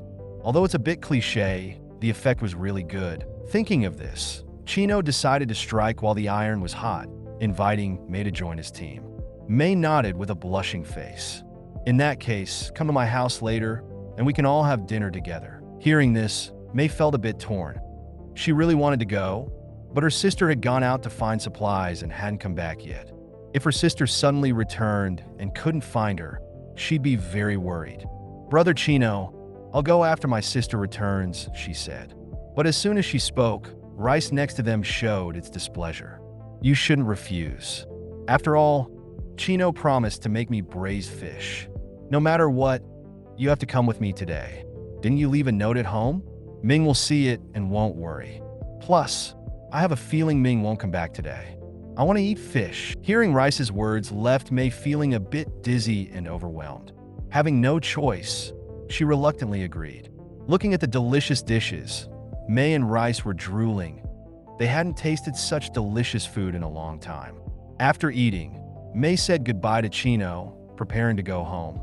But how could Chino easily let go of Mei, a top-tier assistant? So he used the excuse that it's too dangerous for her to be alone, suggesting that he, Suju, and Sister Yu move to her place. It would be good for them to take care of each other. The reason Chino wanted to do this was mainly to recruit Mei's twin sister into the team. Hearing this, Mei happily agreed. This isn't about looking out for each other. Clearly, it's big brother Chino looking out for me. With that, everyone started packing and preparing to move. In no time, Chino and the others were ready, and they drove a heavy truck to the foot of Mei's building. Her place had 4 rooms and a living room, just big enough for everyone if no one minded. Chino took out 2 watermelons from his space and cut them for everyone. This moved Mei deeply. The outside world is so dangerous now. Big brother Chino is protecting me. He not only gave me delicious meals, but also brought light in a power outage each night. And my favorite watermelon. Thinking of this, she couldn't help but hug Chino. Brother Chino, I feel that the luckiest thing in my life is meeting you. Being hugged like this, Chino secretly felt pleased inside. It's all thanks to my darn charm. It's a pity I only met Mei today. I can't rush to eat hot tofu. Otherwise, my ugly face would have been exposed. Thinking of this, he started to comfort Mei. In the future, we're all teammates, helping each other as we should. No need to be so formal. Do you want to eat some watermelon before hugging me again? Hearing this, Mei's face turned red. She ate the watermelon in small bites, her face flushed, trying to hide her embarrassment. After finishing the watermelon, Mei began to assign rooms to everyone. Sister Yu, you stay here. This room was for classmates who occasionally visited. Brother Suju, this room is where my sister paints. Just move a bed in, and it's good to go. Brother Chino, this is my sister's room. You can stay here. This made Chino a bit puzzled. If he stayed in Ming's room, where would Ming stay when she returned? Never mind. Let's just settle down first. With that in mind, Chino took out some zombie crystals from his space. After teaching Mei how to use them, he bid her good night and went to his room. But as soon as he opened the door, he saw Rice waiting for him on the bed, even casting him a flirtatious glance. You devil, why did you come so late? This left Chino speechless.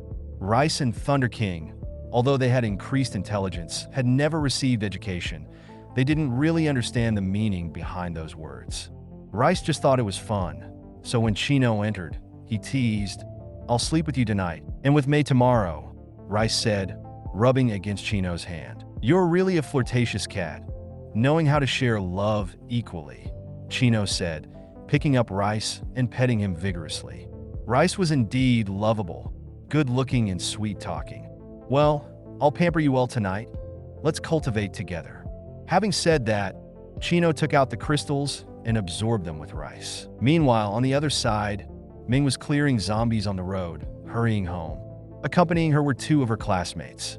However, these two inept teammates kept hiding behind her out of fear, and she had to protect them from time to time. It was exhausting for her.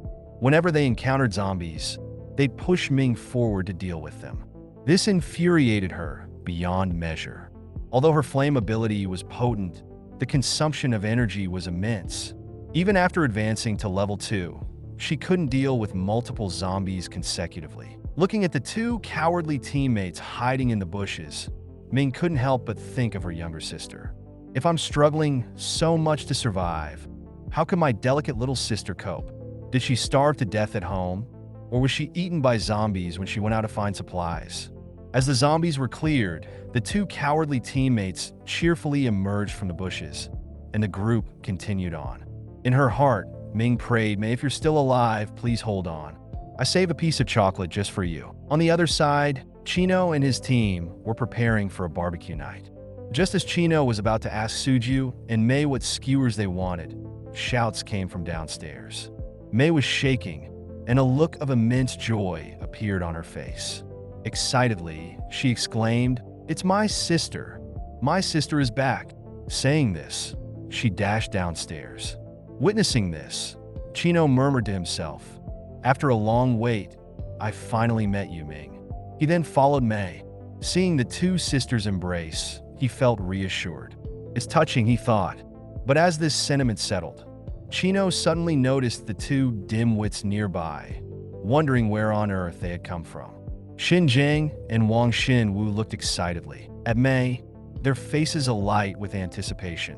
The two quickly exchanged glances. Ming, the campus belle, has a sister, and Mei is no less beautiful. It was worth accompanying her all the way from school for so long. Yeah, if we can get close to these two sisters, it would be a dream come true. The sudden appearance of Chino put Xi and Xiang and Wang Xinwu on alert. Who is he? Why is he with Mei? I don't know. I've never heard of Ming having a brother. Seeing Chino, Ming also became instantly wary. Seeing her sister's reaction, Mei smiled and quickly introduced Chino. Hearing this, Ming had an epiphany. Oh, I see. That's why Mei looks so well taken care of. He really has done a good job with her. Meanwhile, in their minds, Xi and Xiang and Wang Xinwu decided to take the initiative and woo Mei. After all, Ming had been distant towards them throughout their journey. Thinking this, Wang Xinwu made the first move, pulling out a crumpled piece of bread and offering it to Mei. Seeing this, Xi and Xiang hurriedly pushed Wang Xinwu aside and presented Mei with a sausage. "Mei, don't be shy with us. Look, I also have some grilled sausages for you." Xi and Xiang looked at Wang Xinwu in astonishment, thinking, "You're going all out, aren't you?" The supermarkets outside are all full of zombies. Getting these supplies was extremely hard. However, Mei decisively declined their offers. She could eat and drink whatever she wanted every day. Why would she care for their measly bread and sausage? Even if Chino wasn't around, she wouldn't accept things from strangers. Chino, watching from the side, couldn't help but think these two guys. Their attempts at flirting are so obvious. But I've already decided how to get rid of them. Daring to vie with me for someone's affection is a death wish. Ming, seeing the two trying to woo her sister, knew exactly what they were thinking. She mentally cursed herself for ever getting involved with such burdens. I can't let them be a burden to me and my sister any longer. After a farewell meal later, we should all go our separate ways. Thinking of this, she motioned for everyone to head upstairs. Hearing this, the two men made a face as if they were pigs still fantasizing about living together with the campus belle. Ming then inquired tentatively, "Do we still have food at home?" Chino thought, "Of course, we have food, but only if you, Ming, listen to me and join me." Otherwise, there's nothing for you. As soon as they enter the house, Chino asked Sister Yu to cook some rice. After all, it's May's sister. He couldn't be too stingy. I'll offer some rice for you all, he said. This made Miyu puzzled. I thought we were having a barbecue. Why suddenly change to rice? When Rice saw the group, he immediately understood Chino's intentions. As soon as Xian Xiang and Wang Xinwu entered the house, they rushed into the kitchen. Seeing Miyu pouring purified water into the rice cooker, without a word, they grabbed the water bucket from him, hoisted it up, and began to drink directly from it. Miyu looked at their disgraceful behavior and immediately felt repulsed. Can't you pour it into a bowl to drink? How will others use it if you drink like this? However, the two were indifferent. Do you know how hard our journey here was? What's the big deal about drinking some water? This made Chino even more eager to get rid of them. After quenching their thirst, Wang Xinwu and Xian Xiang left the kitchen, surveying the environment approvingly. Worthy of the campus belle's house, it's spacious, and the interior design is stylish. It's just a pity there's another guy here. At that moment, Xian Xiang suddenly paused, his eyes locked on a Thunder King, the dog lying under the couch. Both of their mouths watered, wanting to eat the dog. They began to act self-righteously and started lecturing Chino. Bro, no offense, but people are struggling to survive in these times. Why are you keeping a dog? I heard you say you only have a bit of rice left. What will you do after it's finished? Take our advice and slaughter this dog. It would not only save food, but also feed everyone. Thunder King, hearing this, immediately glared at them menacingly, causing them to be taken aback. Bro, this dog is too aggressive. What if it harms someone? It's better to cook it and improve everyone's meal. Upon hearing this, Chino immediately wanted to get rid of them. How dare they think of harming my dog? His usually cheerful face instantly turned cold. I indeed don't have extra food to feed a dog, but it seems I have to feed 2 dogs here. You two better get lost before I lose my temper. Upon hearing this, Xian Xiang became furiously embarrassed. Pretty boy, have you ever fought a zombie? How dare you talk to me like this? Chino was taken aback. Fight with zombies? This guy is too perverted. It seems as long as one has courage, even zombies need maternity leave. I indeed haven't fought zombies. As soon as he finished, Xian Xiang snorted coldly. I knew it. You're just a pretty boy hiding at home. Then he turned to Ming and continued. Ming, we've been with you all the way. We've suffered so much, faced countless dangers. Don't you know how hard it is to survive? This guy is wasting food on a dog. Isn't that a waste? Wang Xinwu chimed in. You know what we've been eating on our way here? Besides, the end of the world is not a suitable time to keep dogs. Why not eat it to improve our meals? Ming, disgusted by their behavior, shouted, You two bastards, shut up. Do you think I don't know what filthy thoughts you've been harboring throughout our journey? All you've done is hide behind me. I initially thought we'd have a farewell meal together, but it seems there's no need now. Get out right now. From now on, everyone fends for themselves, and we won't interfere with each other. Upon hearing this, Xian Xiang and Wang Xinwu were furious.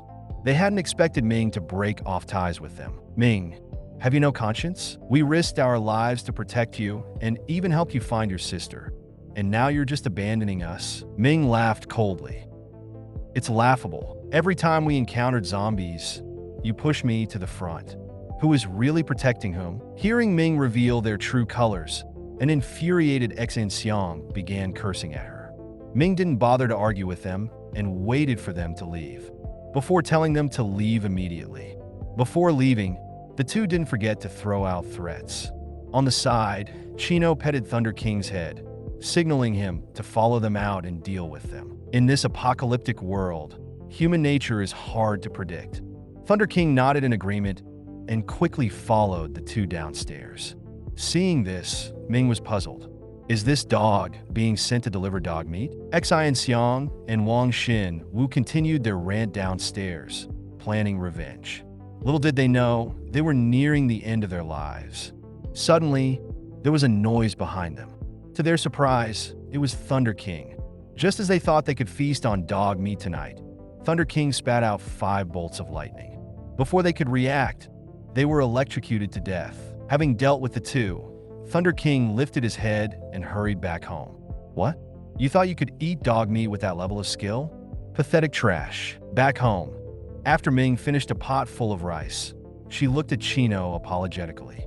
I've consumed all the rice, but don't worry. Whatever I've eaten from you now, I'll repay you doubly in the future. Chino simply responded with an "oh" and asked if she was full. After receiving a positive answer, Chino turned to Miyu and said, Sister Yu, we won't have a barbecue today. Let's make mayo tofu, hand-torn cabbage, spicy shredded potatoes, boiled beef slices, spicy diced chicken, braised prawns, and spicy crab beef. As for soup, let's make tomato and egg soup. Hearing this, Ming was puzzled. Chino gestured for Mei to come over. Mei, come with me. I have something to discuss with you. Mei nodded and followed Chino to a room, which made Ming frown in suspicion. A man and a woman, alone in a room? What is Chino up to? Is he planning to make a move on her sister right in front of me? As they entered the room, Chino quickly cornered Mei, placing one hand on the wall beside her. The intimate gesture made Mei blush. Chino looked at her affectionately. Being with your brother, you don't have to worry about food or drinks, right? Mei nodded. You feel safe and protected, right?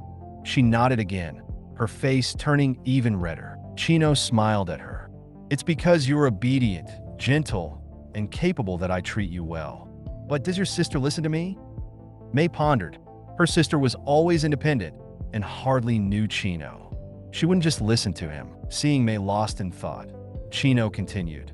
Mei, if you had to choose a leader between me and your sister, who would better lead us to survive in this world? Without hesitation, Mei responded, Of course it's you, brother Chino. Since meeting you, I've never gone hungry again.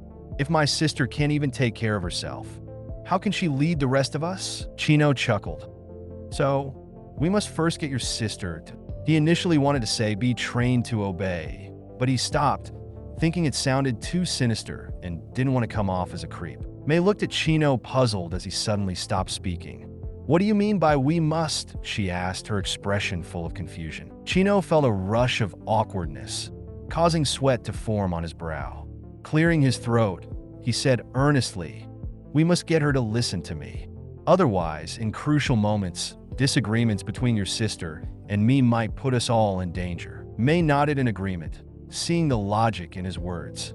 So until she listens to me, I won't share my supplies with her. She'll have to watch us eat. Chino patted Mei's shoulder. Whenever she starts listening, she can eat. Remember, we're doing this for her good. Having been somewhat brainwashed by Chino, Mei echoed, Yes, it's all for my sister's sake. Meanwhile, in the kitchen, Ming was shocked to see Miyu preparing a vast amount of food. She hurriedly advised her to conserve supplies, but Miyu ignored her, stating that Chino had instructed her to cook all this.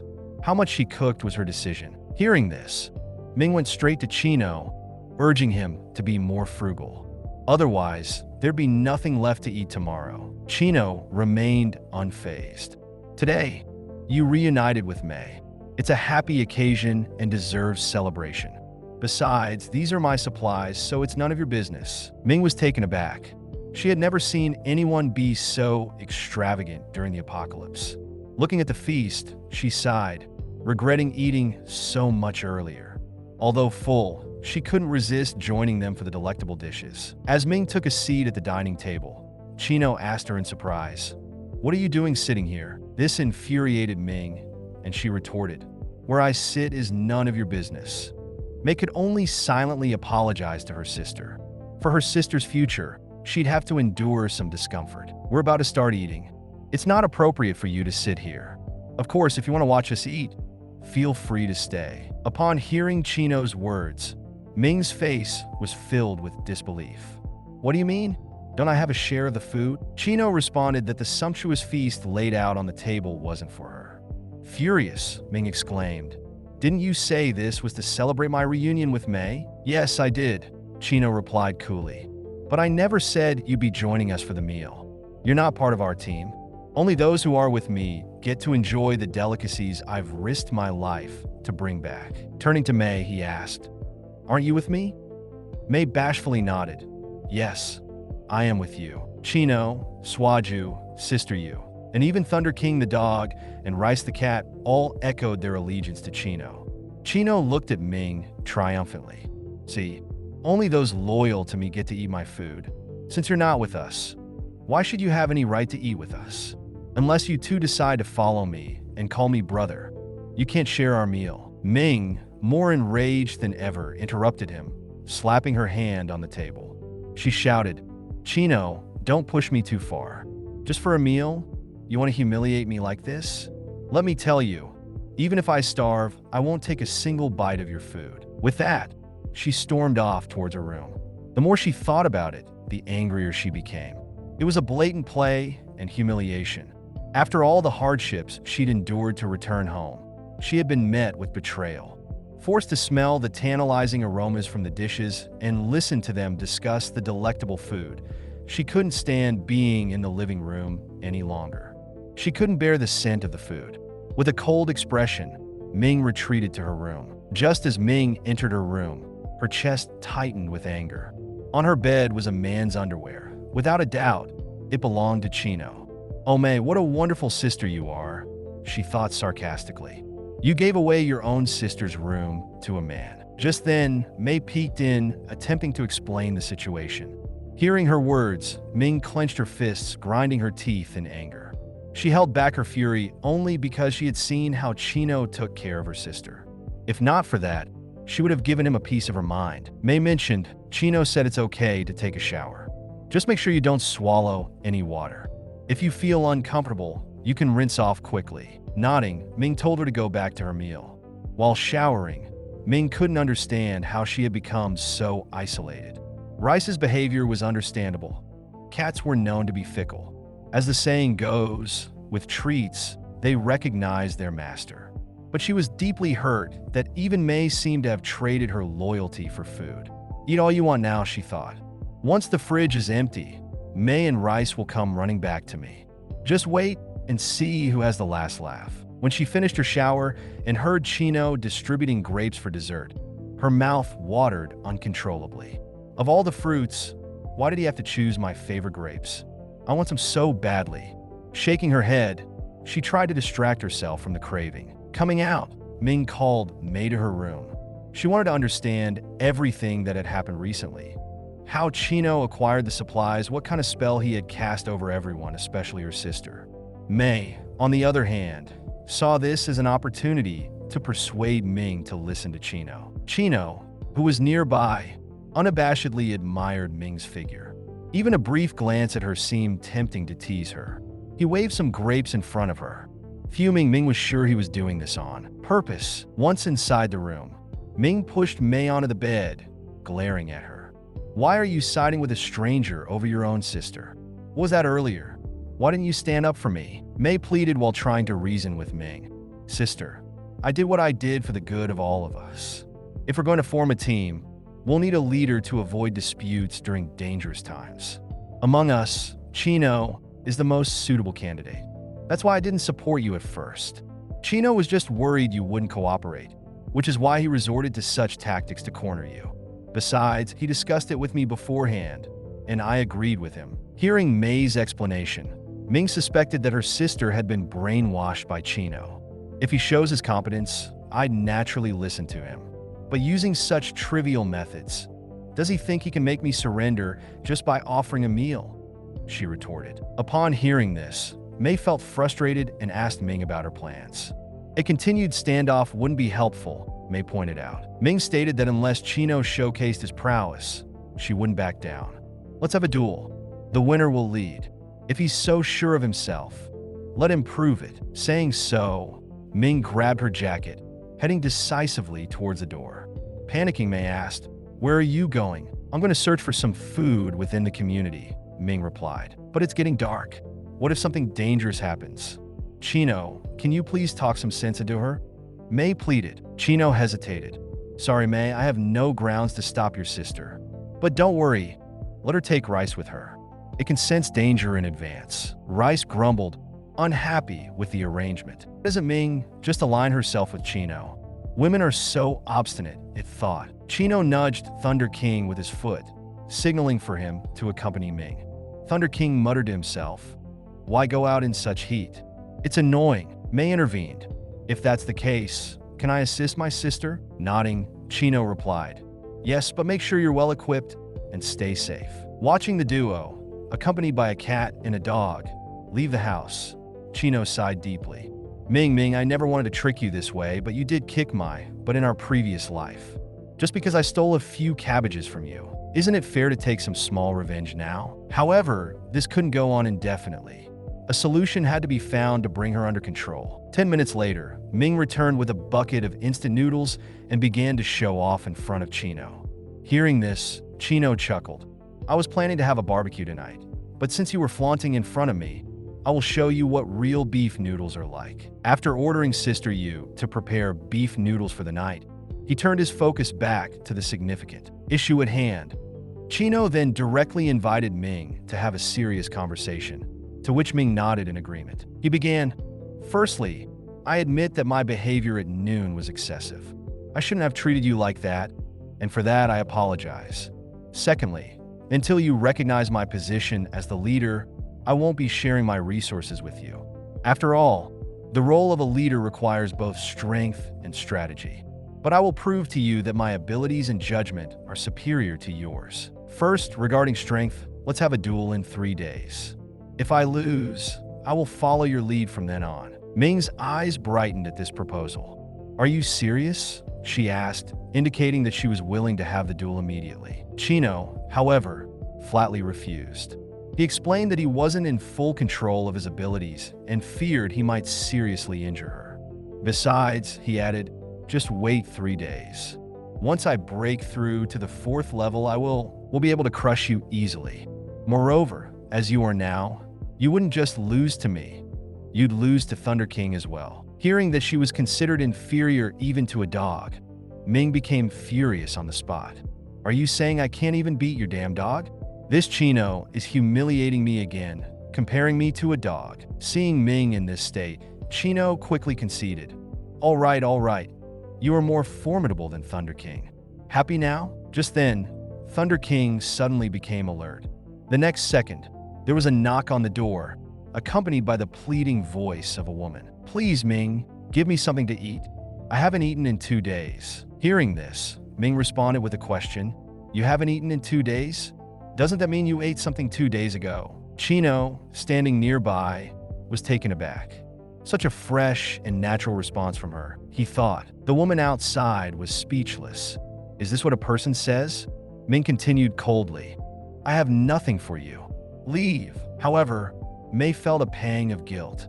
Seeing this, Ming sternly told her, "No matter how much food we give her, she will never be satisfied. When the food runs out and she comes asking again, what will you do? In this post-apocalyptic world, only the fittest survive. If she can't find food and dies, it's her own fault for being weak." Chino, hearing this, couldn't help but praise Ming. "Impressive, Ming. You have a high level of awareness." Ming, however, wasn't impressed. "Enough talk. In 3 days, I want to see where your confidence comes from." At this moment, Rice whispered to Chino that the woman outside was filled with malice. Nodding, Chino held Rice close. No matter the reason for the malice, if she dares to approach, she won't be leaving. The woman, cursing under her breath, left Ming's home. "That little __, Ming is so heartless," she muttered. Quickly, she informed others in the community about the incident. The people began to gossip, excitedly. "Great! Ming and Mei are alive. Otherwise, it would be such a waste with their figures and looks. Dying under a pay tree would make even a ghost charming." As they spoke, a group prepared to head towards Ming's home. Upstairs, Suju witnessed this and immediately reported it to Chino. Chino responded with a cold laugh, instructing Suju, "Deal with that group. Just don't let them die in the corridor. We don't want to clean up the mess." Suju nodded in agreement before leaving. Mei released 2 green lights in Suju's body. One amplified his strength, and the other boosted his defense. With the buffs, Suju and Thunder King headed downstairs. He then watched the situation from the window. Ming, who was nearby, surprisingly found Chino quite handsome. She thought, "I want to see if this man and dog duo are as impressive as they seem." She approached Chino, maintaining a distance of half a meter, and observed the situation below. At that moment, Suju was surrounded by 5 people. Thunder King suddenly dashed out, barking at the crowd. This excited the group, and their first thought was, We have dog meat now. Taking advantage of their distraction, Suju ambushed one of them. The others quickly responded, attacking Suju, but their strikes didn't harm him at all. The group was taken aback, realizing Suju was also a superpowered individual. As they prepared to use their abilities against him, Thunder King unleashed a bolt of lightning at them. In no time, Suju and Thunder King had taken out the group. Upstairs, Chino was a bit surprised. Thunder King took the initiative to draw their attention. I didn't teach him that. Did he learn it on his own? Thinking this, he turned to Mei, preparing to give her a task. Mei retrieved the crystals from the foreheads of those 6 people. Mei was horrified and pointed at herself in disbelief.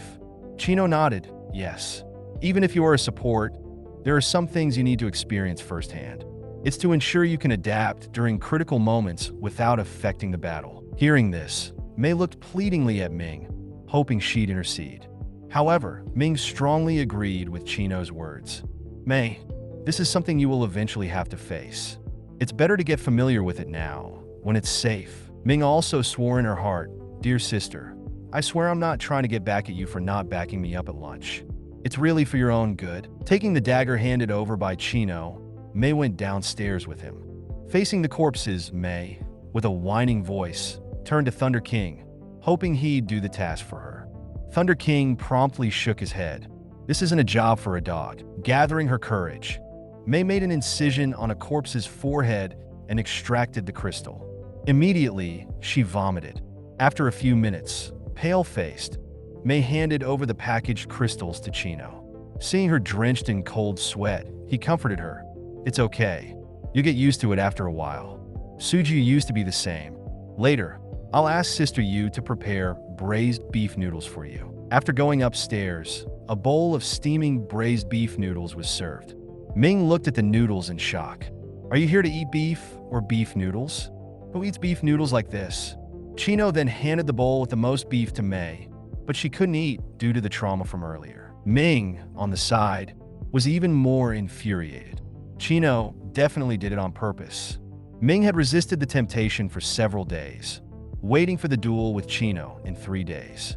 If she won, all the food would belong to her, but the tantalizing aroma from the side made her even more furious. Eat, eat, eat. Let's see, what do you eat next time? Don't I know how big my fridge is? That evening, when Ming saw another lavish dinner on the table, she was astounded. Knowing the size of their refrigerator, she thought, it's so small, they should have emptied it in 2 meals. Rushing to the kitchen, Ming opened the fridge to discover it full of food again. Chino, how did the fridge fill up again? When did you go out? Even if you did, you shouldn't have gotten such fresh produce, Ming questioned. Before Chino could respond, Mei interrupted. Sister, actually, Chino has spatial abilities. He has stored enough ingredients to last for several years. This left Ming dumbfounded, feeling like a fool. Angrily, she asked Mei why she hadn't mentioned it earlier. Mei sheepishly scratched her head. I'm sorry, sister. I was so excited that I forgot to tell you. Upon hearing this, Ming chose not to argue further. Chino turned to Ming and said, according to our agreement, we'll have a fight in 2 days. If you lose, you'll obediently listen to me. Ming smiled. Perhaps we can do it tomorrow. I'll try to satisfy your desire to be dominant. Ming, however, didn't take his words seriously, still fantasizing about defeating Chino and having him kneel at her feet, calling her sister. After Ming left, Chino returned to his room, preparing to use the mutated Rat King crystal he had obtained a few days ago. Reaching level 4 was crucial for him as it enabled the use of void walking, bringing a significant change to his strength and a drastic improvement in his ability to protect himself. A sharp pain in his brain signaled his successful advancement to level 4, and with more than half of the Rat King's crystal energy remaining, Chino eagerly used void walking. In an instant, he appeared outside the door, startling Thunder King, who was guarding it. Don't be afraid, it's me, Chino said. Thunder King replied, I'm guarding the door for you, and you scared me. The next morning, Ming looked at Chino discontentedly. Did you let your dog disturb my sleep last night to give you an advantage in our duel? Thunder King glanced resentfully at Chino, remembering the scare from the night before. Chino simply smiled. You overestimate yourself. Let's have breakfast first. Then we can have our match. Ming's eyes lit up. So, we don't have to wait until tomorrow? Before that, I need to clarify something. If I win, you'll listen to me, right? Chino nodded in agreement. How about we make it more interesting? We'll stand 20 meters apart, and if I can't subdue you in 3 seconds, I lose. Ming was infuriated by this. Although she acknowledged Chino's strength, the idea that he could subdue her in 3 seconds felt like an insult. Chino was nonchalant. It's not that I underestimate you. I'm just very confident. Seeing Chino's smug face, Ming sneered internally. Once the match begins, she thought, she would just turn and run. She only needed to last 3 seconds. She then asked, "What's the prize for our duel?" Hearing this, Chino smirked. "It's simple. If you lose, all you need to do is bend over and let me kick you." Ming was taken aback and immediately retorted, "And if you lose, I get to kick you?" Chino waved his hand dismissively. "You can kick me to death or ask for any other demand, and I'll satisfy you. After all, with my insane void walking ability, there's no way I can lose." Ming nodded in agreement. Soon, the two of them arrived at the rooftop of the apartment complex. Sudu and M were present as witnesses to ensure that no one would deny their loss. As they prepared, Ming fixed her gaze intently on Chino, ready to dodge any move he made. She was confident she could last 3 seconds. However, to her astonishment, Chino vanished from her sight the very next second. Startled, she quickly looked around, but there was no sign of him. Suddenly, with a swift sound, Chino reappeared behind her, gripping her throat. Ming instinctively tried to counter with a judo throw, but found herself unable to move his hand. Chino then whispered into her ear, "Ming, you've lost." Realizing she had been defeated, Ming released his hand. She knew that if Chino had used a dagger instead of his hand, she would have been dead by now. Reluctantly accepting her loss, she wondered if she really had to let him kick her. At the thought, her cheeks reddened slightly. Chino chuckled and said, "Let's head downstairs for breakfast." He also apologized to her for the events of the previous days. Seeing the lavish breakfast spread out, Ming couldn't resist and began eating heartily. After breakfast, Chino called everyone for a meeting. "We are all part of a team, so we need to discuss our next steps," he said. Once everyone was seated in the living room, Chino began, "Since the apocalypse began, I believe everyone has noticed that the zombies are getting stronger. The only way to survive now is to unite, especially since food is becoming scarcer. Venturing into the horde of zombies alone to get supplies is a near-suicidal mission. Hence, survivors banding together in teams or settlements is the trend for survival. Though our small squad has individuals with significant strengths, if we face a group of 100, even if we emerge victorious, some of us would undoubtedly die, and that's an outcome I can never accept." Additionally, Chino addressed Ming and Meili. "The two of you are sisters. What would you do if someone demanded unsavory favors with society's collapse? Human desires have been unleashed. The kind of experiences two beautiful women might encounter can be imagined." Hearing this, Ming's face changed drastically. "Who dares to have such intentions towards me and my sister? I'll castrate them. That's why we can't join other teams and don't want to be bullied. We should form our own group." Nodded in agreement, understanding that there's strength in numbers during an apocalypse. Seeing no objections, Chino continued, "If everyone agrees, we should decide on a base location.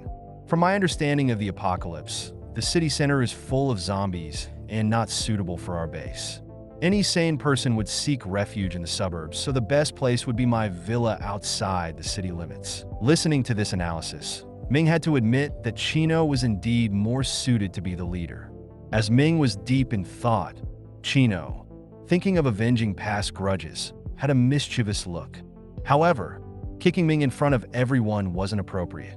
Considering this, he ended the meeting and beckoned Ming to follow him. In a room with a stern face, Ming entered without waiting for Chino to speak. She blushed, turned around, and presented her behind, urging Chino to get it over with. Seeing the scene, Chino's excitement was palpable. Ming grew impatient. "Hurry up! I've been waiting here, and you're still hesitating. You have 1 more second, or I'll assume you've given up." As Ming began a 10-second countdown, Chino was still contemplating the best angle. Although he could avenge himself with this kick, it might cost him a potential relationship. As Ming counted down to 2, Chino knew he was out of time. Without further hesitation and with gritted teeth, he slapped Ming's behind with his hand. The surprised Ming, with a blushing face, exclaimed, "Weren't you supposed to use your foot? Why the sudden change?" Hearing this, Chino sheepishly scratched his head, admitting his oversight. "Oops, I forgot. Should we try again?" Ming was so angry she felt like pouncing on him and strangling him right there. Seeing this, Chino immediately begged for mercy. Ming, still seething, finally backed down, warning him that if he ever mentioned this incident to anyone, she would genuinely strangle him. In an attempt to placate her, Chino quickly agreed and added that he'd have to cook her favorite dish later. Ming warned him against playing any tricks on her, but then had a sudden realization. How does he know my favorite dish? Did me tell him?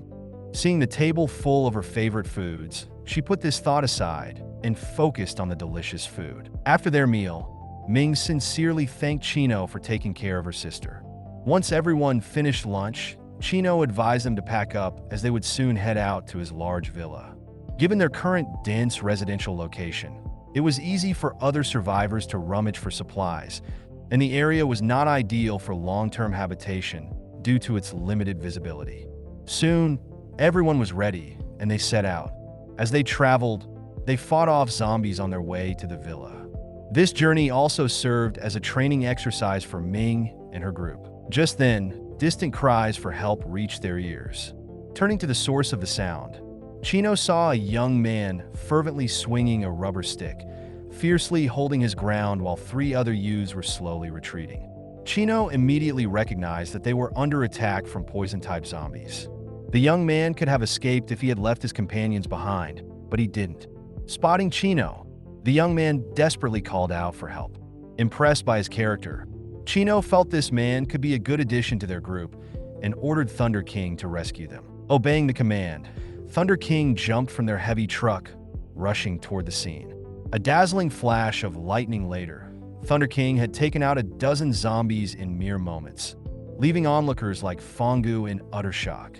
"This dog is way too powerful," they murmured. With the help of his friends, Fu approached Chino, deeply bowing in gratitude.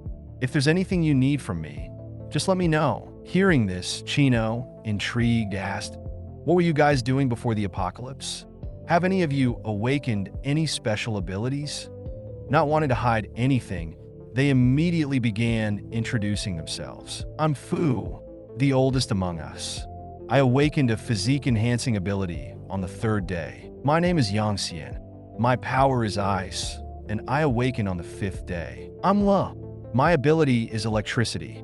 I awaken on the 5th day as well, but I'm nowhere near as powerful as your dog. And I'm Su Long with the power of earth, able to control sand and stone. I awakened on the 7th day. The 4 of us worked for the same security company and have been comrades in arms for years. Today we went out to scavenge for supplies, but encountered a toxic-spewing zombie and nearly got wiped out." Listening to their stories, Chino didn't waste any words and directly invited them to join his team. Fonga nodded in agreement, having been looking for an opportunity to join Chino's team.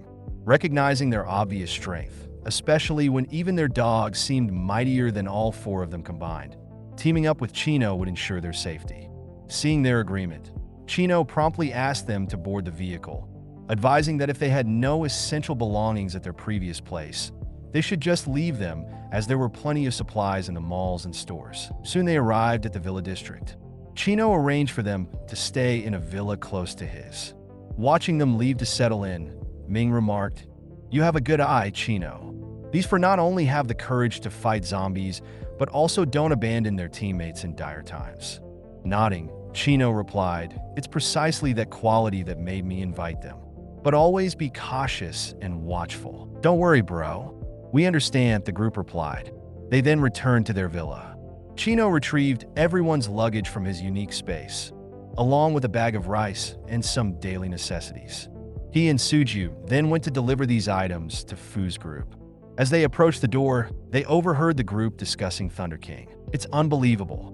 One dog managed to take down a dozen zombies, and it feels like he could easily defeat us, they said. Chino cleared his throat, interrupting their conversation. He handed over the food and daily necessities, and Suju also passed them a walkie-talkie.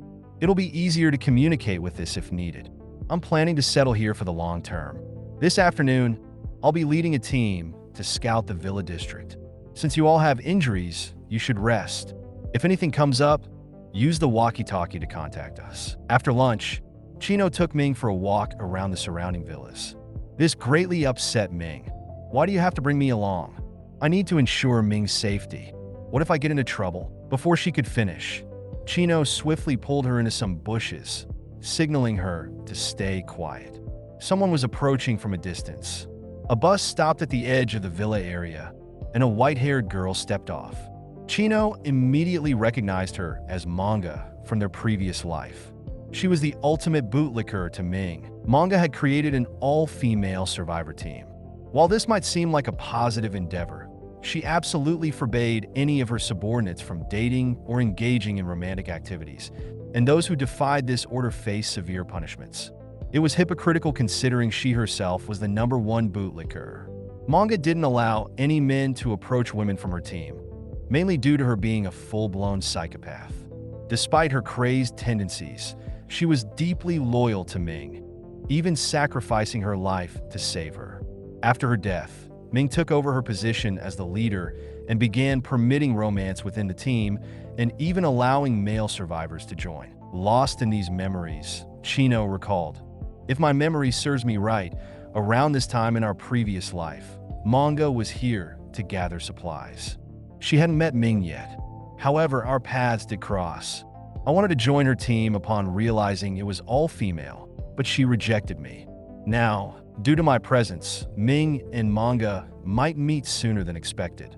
Also, if I remember correctly, there's an incredibly strong ice element ability user in their team. Had she not died early, she might have become one of the top-tier king-level individuals later on."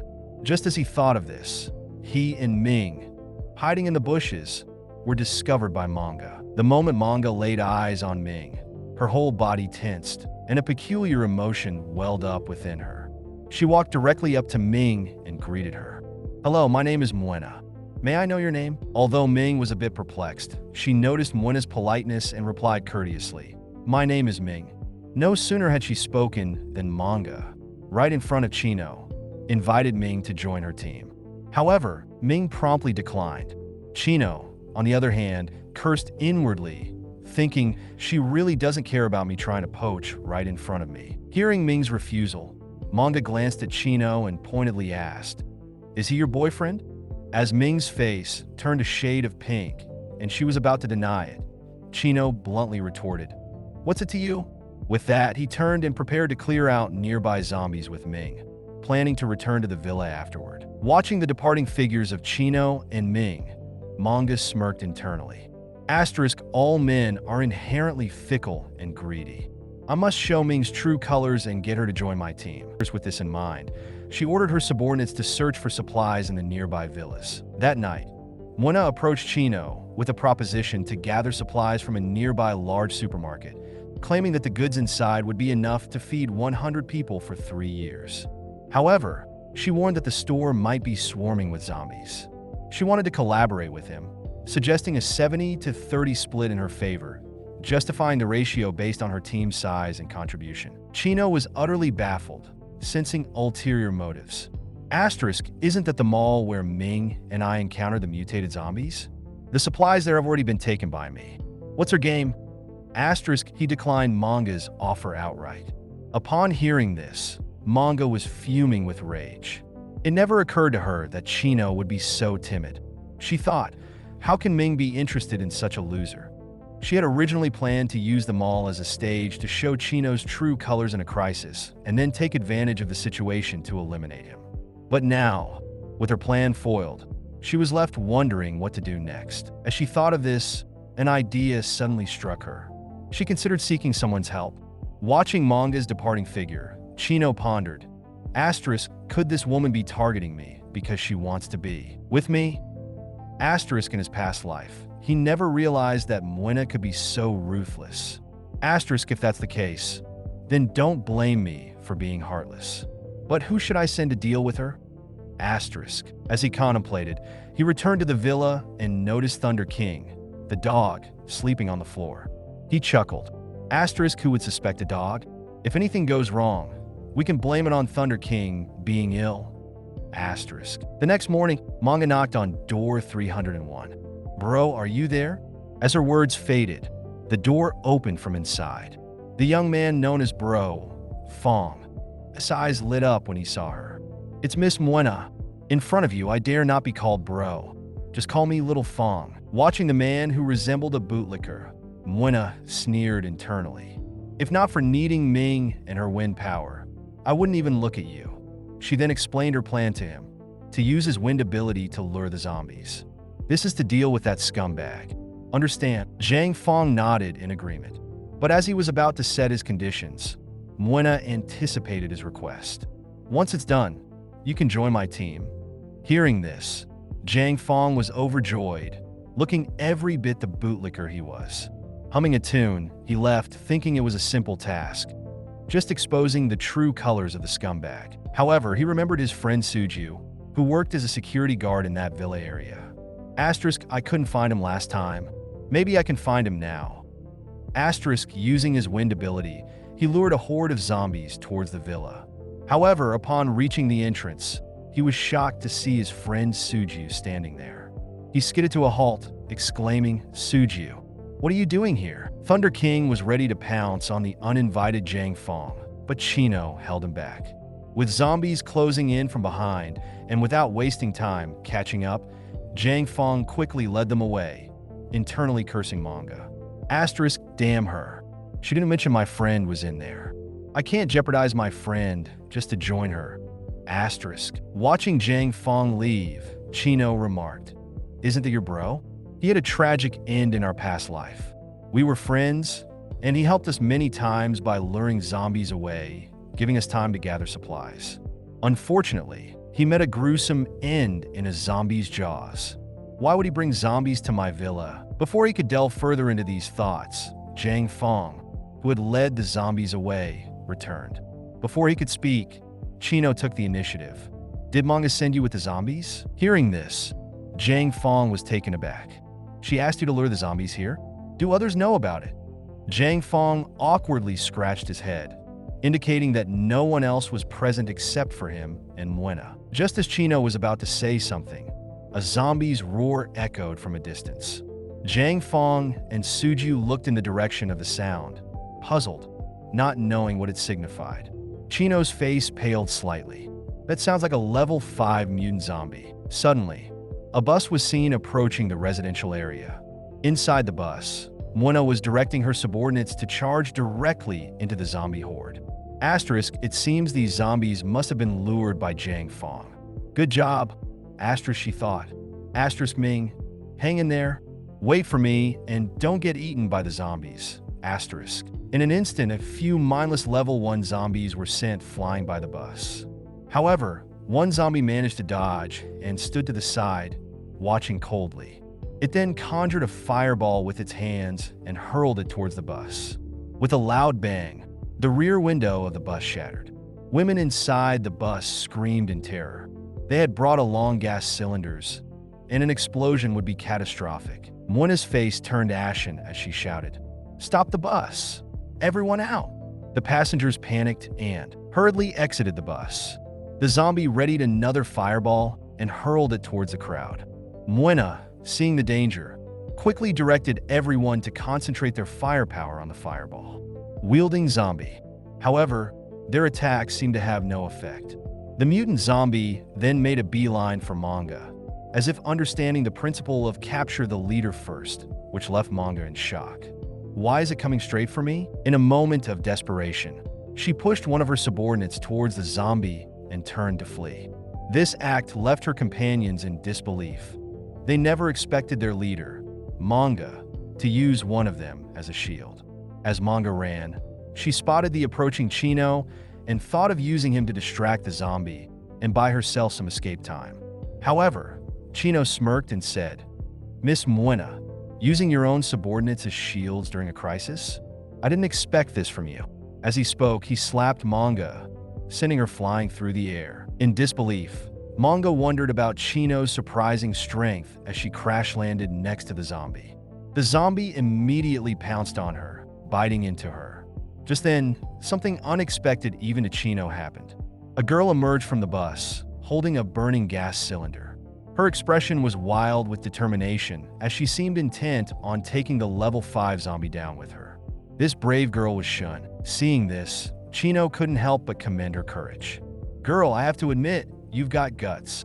With that thought, he conjured the void sword, feeling that he couldn't let such a brave girl die like this. With one swing of his sword, he obliterated the level 5 mutant zombie. The scene left everyone in awe. A zombie that could have annihilated their entire group was taken down by Chino with a single move. Is he that powerful? After vanquishing the zombie, Chino looked at Shun and asked, "Why haven't you thrown away that gas cylinder? Are you waiting for it to explode?" Hearing this, Shun quickly discarded the cylinder, and an explosion reverberated. Shun knelt on the ground, covering her mouth as she sobbed. Seizing the moment of the ensuing smoke, Chino extracted a red crystal from the zombie's head. "This will be quite useful for me." He then turned his attention to Shun, offering her a hand and saying, "Stop crying. Let me help you up and comfort your sisters. We should also bury the dead." Tearfully, Shun thanked him. Chino then inquired about their future plans. At that, Shun paused her crying and looked at her fellow sisters. Indeed, the living must go on living. She pondered, casting a glance at Chino. Sensing her contemplation, Chino made his intentions clear. "If you all join my team, I guarantee that you won't starve in the foreseeable future. I'll also provide you with 50 tons of rice." How does that sound? Tempting as the offer was, Shun didn't immediately accept. She decided to discuss it with her sisters first and give Chino a response later. After a brief cleanup, everyone dispersed to their homes. Chino, meanwhile, relaxed in a villa, sipping coffee and waiting for them to come to him. Asterisk, unless someone is a complete fool, they wouldn't refuse such an offer. The only exception would be someone with great ambitions. But these girls don't seem to have ambitions, so they're bound to accept, asterisk. As expected, it wasn't long before there was a knock at the front door. Chino approached and opened it to find Shun. She informed him that there were 20 others with her who wanted to join his team. Chino nodded in agreement, but laid down some ground rules. Firstly, he began, "You must unconditionally obey my commands if you decide to join. If you don't follow orders, don't blame me for being ruthless. And just to be clear, it's not anything inappropriate that you might be thinking of. Secondly, I don't discriminate between men and women here. Everyone is treated equally in combat. Don't tell me you're afraid or unwilling to kill zombies. Thirdly, if any of you seek a partner, try to find one within our group. It's not forbidden to look outside, but the person must marry into our group and join us." The girls were taken aback by the marriage condition. "Yes, you heard right," Chino continued. "This is not just to prevent someone I've painstakingly trained from being taken away, but more importantly, to avoid any malicious individuals from learning our internal secrets which could threaten us all." Hearing Chino's explanations, the girls nodded in agreement. Pleased with their consensus, Chino assigned Shun as their temporary leader and then invited everyone in for lunch. The girls were ecstatic as they gazed upon a lavish spread. Their mouths watered at the sight of rice, stir-fried shredded potatoes, and a bottle of chili sauce for each. Meanwhile, Fonggu and his 3 friends, excited by the sudden influx of girls, took their given chili sauces to woo potential partners. There were only 7 men in their group while there were over 20 girls. One of the 20 newcomers had a rare light ability. This individual, named Wang Ling, was the very girl Zhang Fang had taken an interest in. Asterisk, she awakened her powers on the 3rd day. Impressive.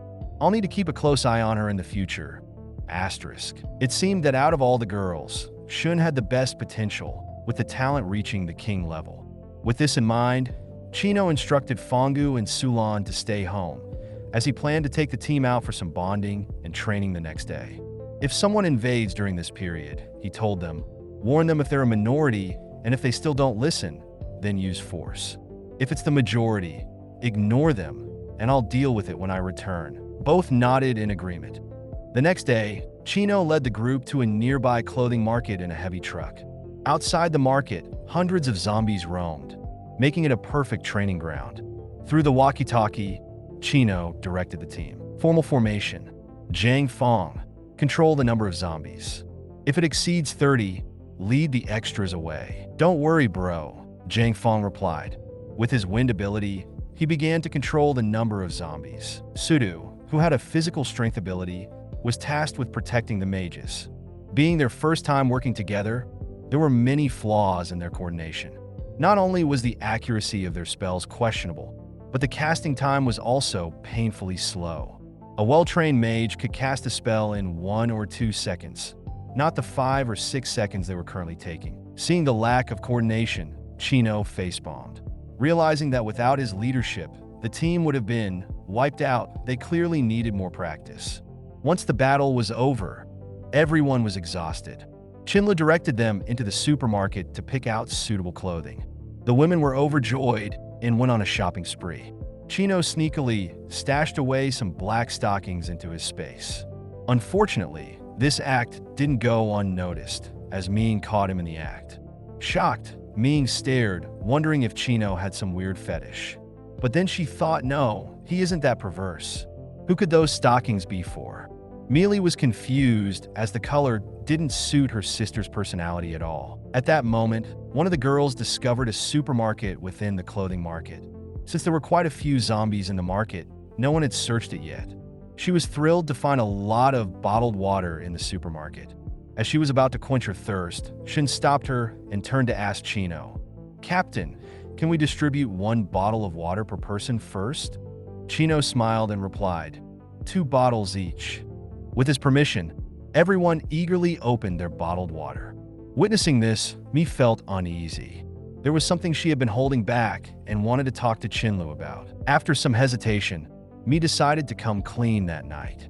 As Chen Luo was engrossed in a game, Mi knocked on his door asking if she could come in.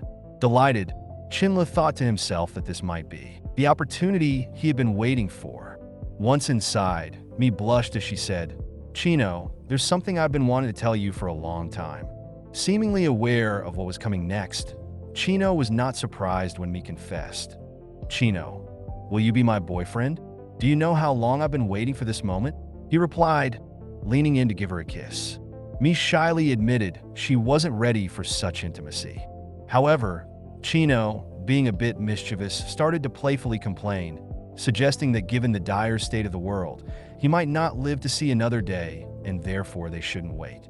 As Mi considered his words and began to relent, Chino was suddenly struck with the feeling of being watched.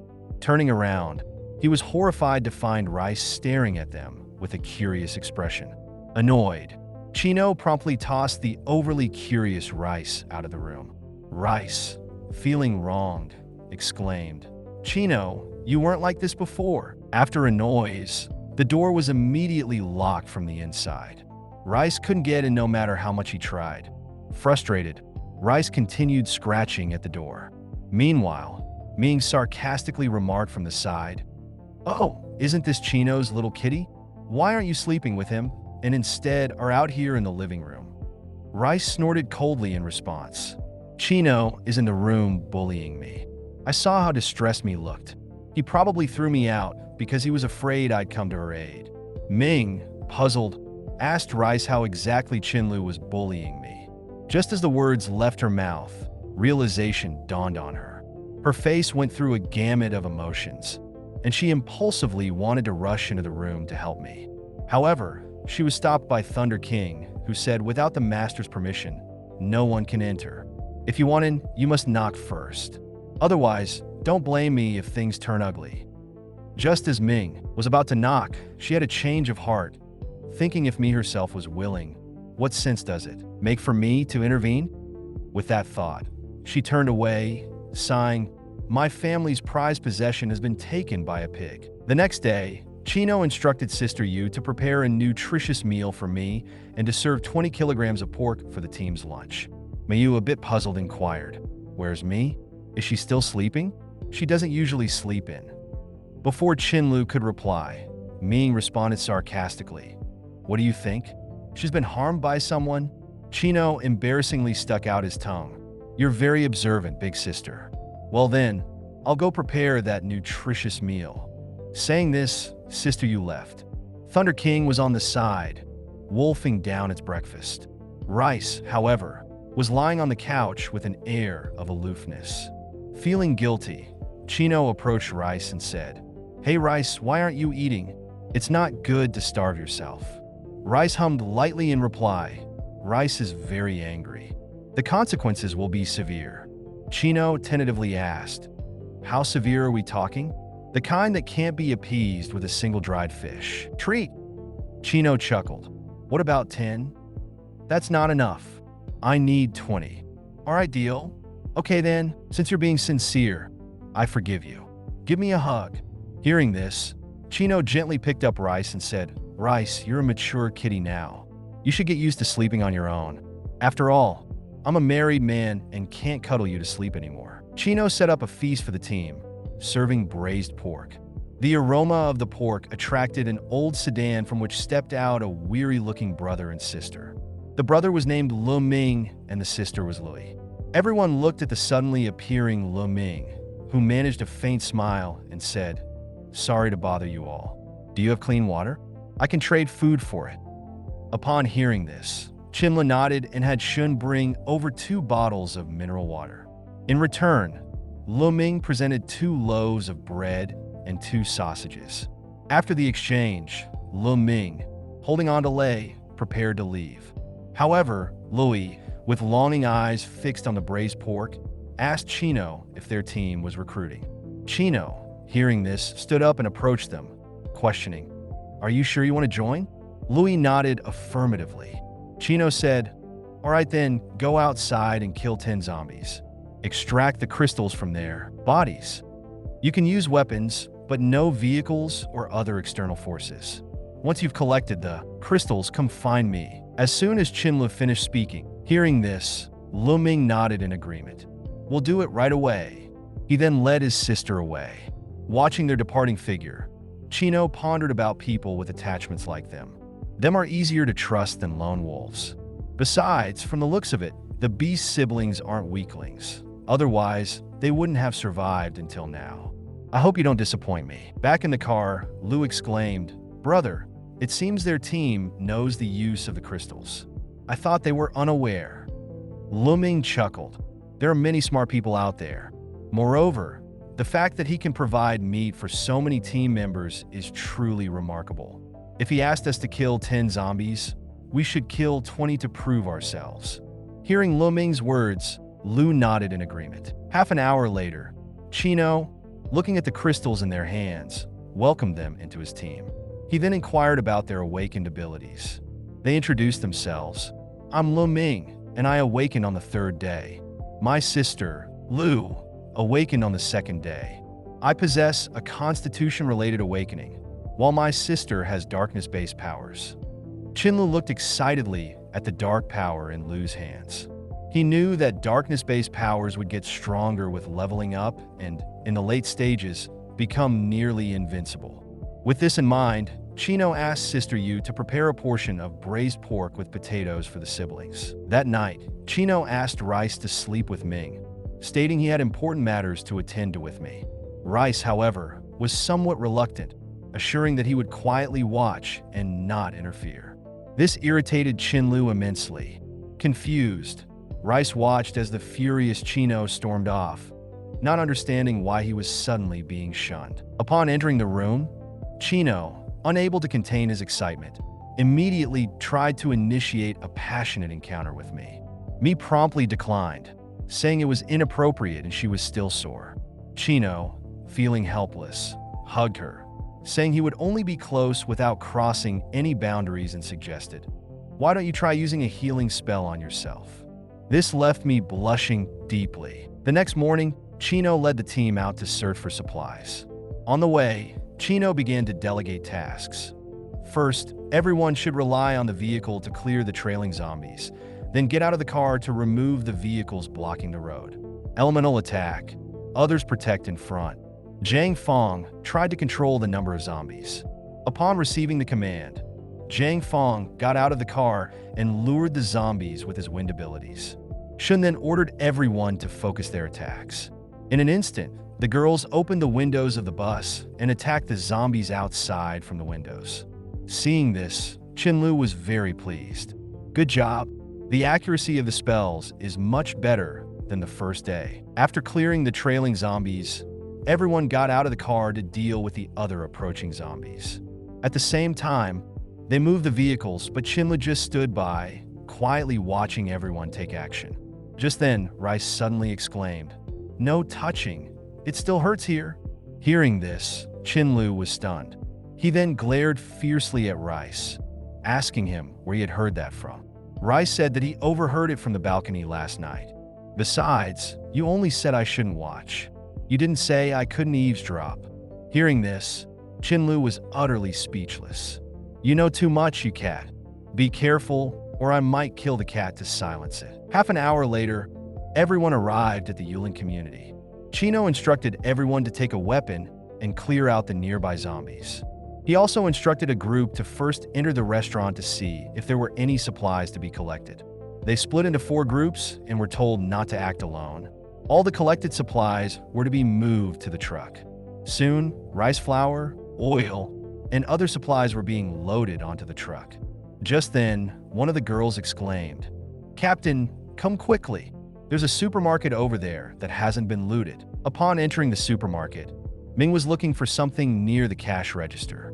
This strange action caught Shun's attention. Curious, she went over and saw that Ming was holding a box of ultra-thin condoms. Seeing this, Shun's face turned red instantly. Could she and Chen Luo be in that kind of intimate relationship? Just then, Ming noticed Shun staring at her, and her face turned crimson as she hurriedly tried to explain. However, Shun made an excuse and quickly left, leaving Ming trembling with rage. If it wasn't for her, she wouldn't have been looking for that elsewhere. Chen Luo noticed that many people in the community were watching their team, but he didn't care. Then an old lady from upstairs asked Chino for a watermelon to quench her thirst.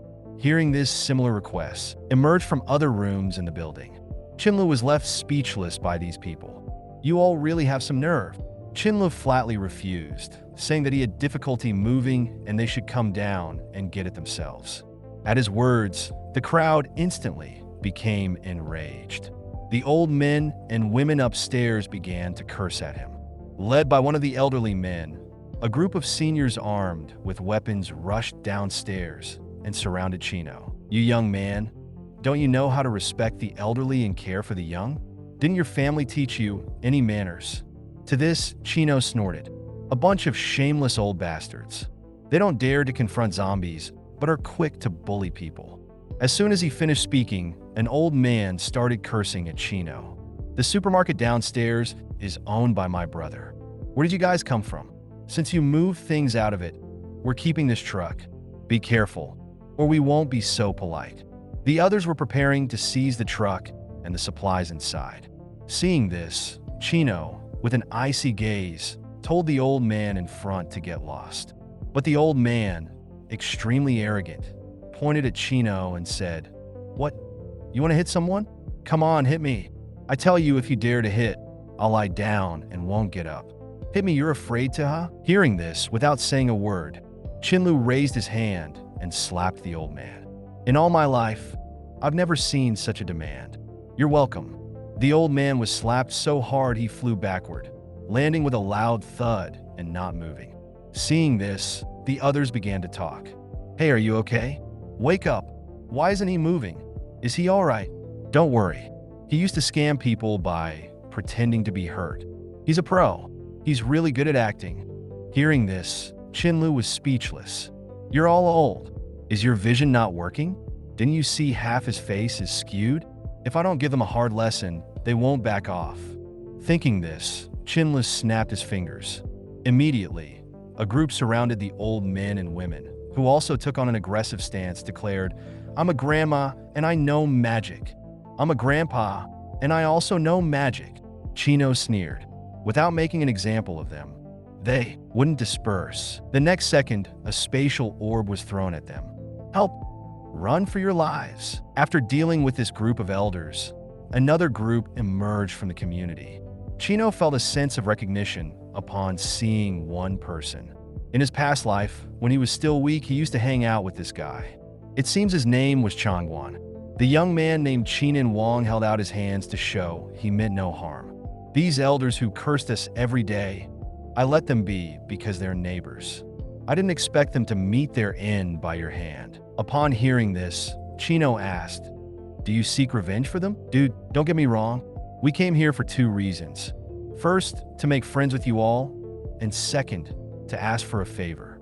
I am Qinan, he said, extending his hand for a handshake with Chino. I am Chino. What kind of favor? Hearing this, Chingan replied, in our community, there's a zombie dog that can control lightning and possesses incredible intelligence. I hope you can help us kill it. Furthermore, there are many resources in the community that we haven't gathered. How about we split the loot? After listening, Chen Luo nodded. What's the compensation? Chingan was taken aback for a moment, but then laughed. How about 300 pounds of rice and 5 buckets of water? Upon learning from the rice that this group meant no harm, Chino readily agreed. Before leaving, he instructed his team to continue loading the remaining supplies onto the truck. Thunder King, come with me. This made Chingan slightly shocked. Just the two of you? It might not be enough. Chino just smiled. Didn't you notice I have a dog with me? This left Chingan completely baffled. No way, bro. This is an apocalypse, not some peaceful golden age. You've kept 2 pets and even travel with a group of ladies? It seems these ladies all listen to you. You've truly reached the pinnacle of life. At that moment, me suddenly asked, Brother Chino, do you want me to come with you? Chino smiled and waved his hand. Wait for me to return. He then handed rice over to me Luo to hold. Seeing this, envy-filled tears streamed down Chingan's face. Damn, is there any justice left? He's got a cat, a dog, and a partner. All he's missing is a feast for every meal. On the way, Chingan began to explain details about the zombie dog to Chino. After finishing his explanation, he asked if Chino had any strategies to deal with the zombie hound. Chino grinned, looking at Thunder King. Fight fire with fire, or in this case, dog with dog. Upon hearing this, a puzzled expression crossed Chingan's face. Dude, do you have a vendetta against your pet dog or something? Sending it might as well be delivering dog meat on a platter. Why not sell the dog to me instead? However, Chino just laughed it off. Since the conversation had gone this far, Chingan no longer tried to dissuade him. Besides, the dog even nods its head. It seems quite intelligent. Thunder King then began to keenly sniff the air, moving while following a scent.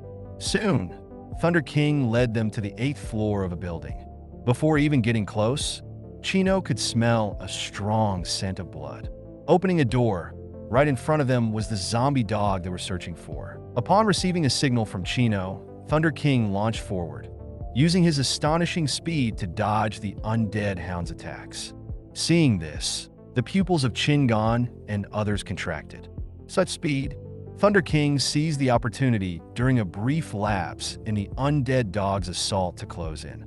Simultaneously, Thunder King charged his tail with electricity, using a newly acquired skill called Thunder Sweep. The zombie dog had no chance to evade being struck fiercely by the swift and powerful Thunder Sweep. It was sent crashing into the wall, meeting its end. That's it. Our collaboration is over.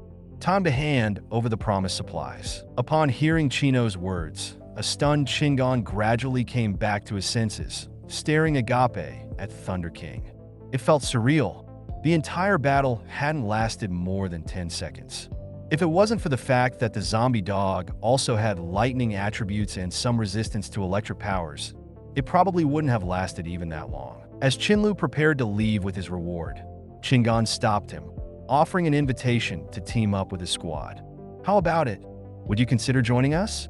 I'm not boasting, but each of us has killed at least 10 zombies. We're willing to fight and are absolutely reliable. Furthermore, we have abundant supplies, enough to last for at least 6 months. However, Chen Luo was unfazed, indicating he alone could easily annihilate all of them. To put it bluntly, have you ever seen a strong individual team up with weaker ones? If you really want to unite, you'd have to do everything under my command. I need absolute control. Hearing this, Chingan hesitated. Just then, one of his teammates rushed over, saying a zombie that can shoot fireballs had just injured Jean Leon. Seeing our numbers, it fled. Hearing this news, Chingon, leaving Chino behind, hurried to his injured comrade. Seeing Chen Luo approaching, Chingon, like a drowning man clutching at a straw, pleaded for him to save his brother. Chen Luo, with a smile, observing the situation, Chino signaled me to follow and check it out. Looked at me, signaling her to administer a healing spell on Jean Leon. Me nodded and, with a single spell, the critically injured Jean Leon was miraculously healed. He immediately thanked Chino and me before leaving. Chen Luo reminded Chingon, "Consider my proposal carefully." With that, he and me left.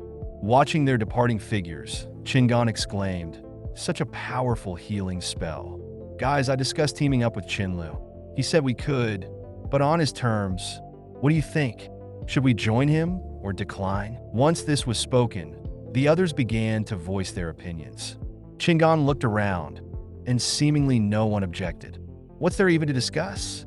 Then if this is the case, brothers, let's join them.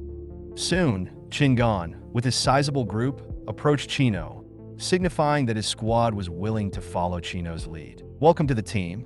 I have just 2 conditions. Follow orders and dare to fight zombies. If you can't meet these, don't blame me for being ruthless." With that said, Chino instructed them to pack all their supplies and bring them to his main base.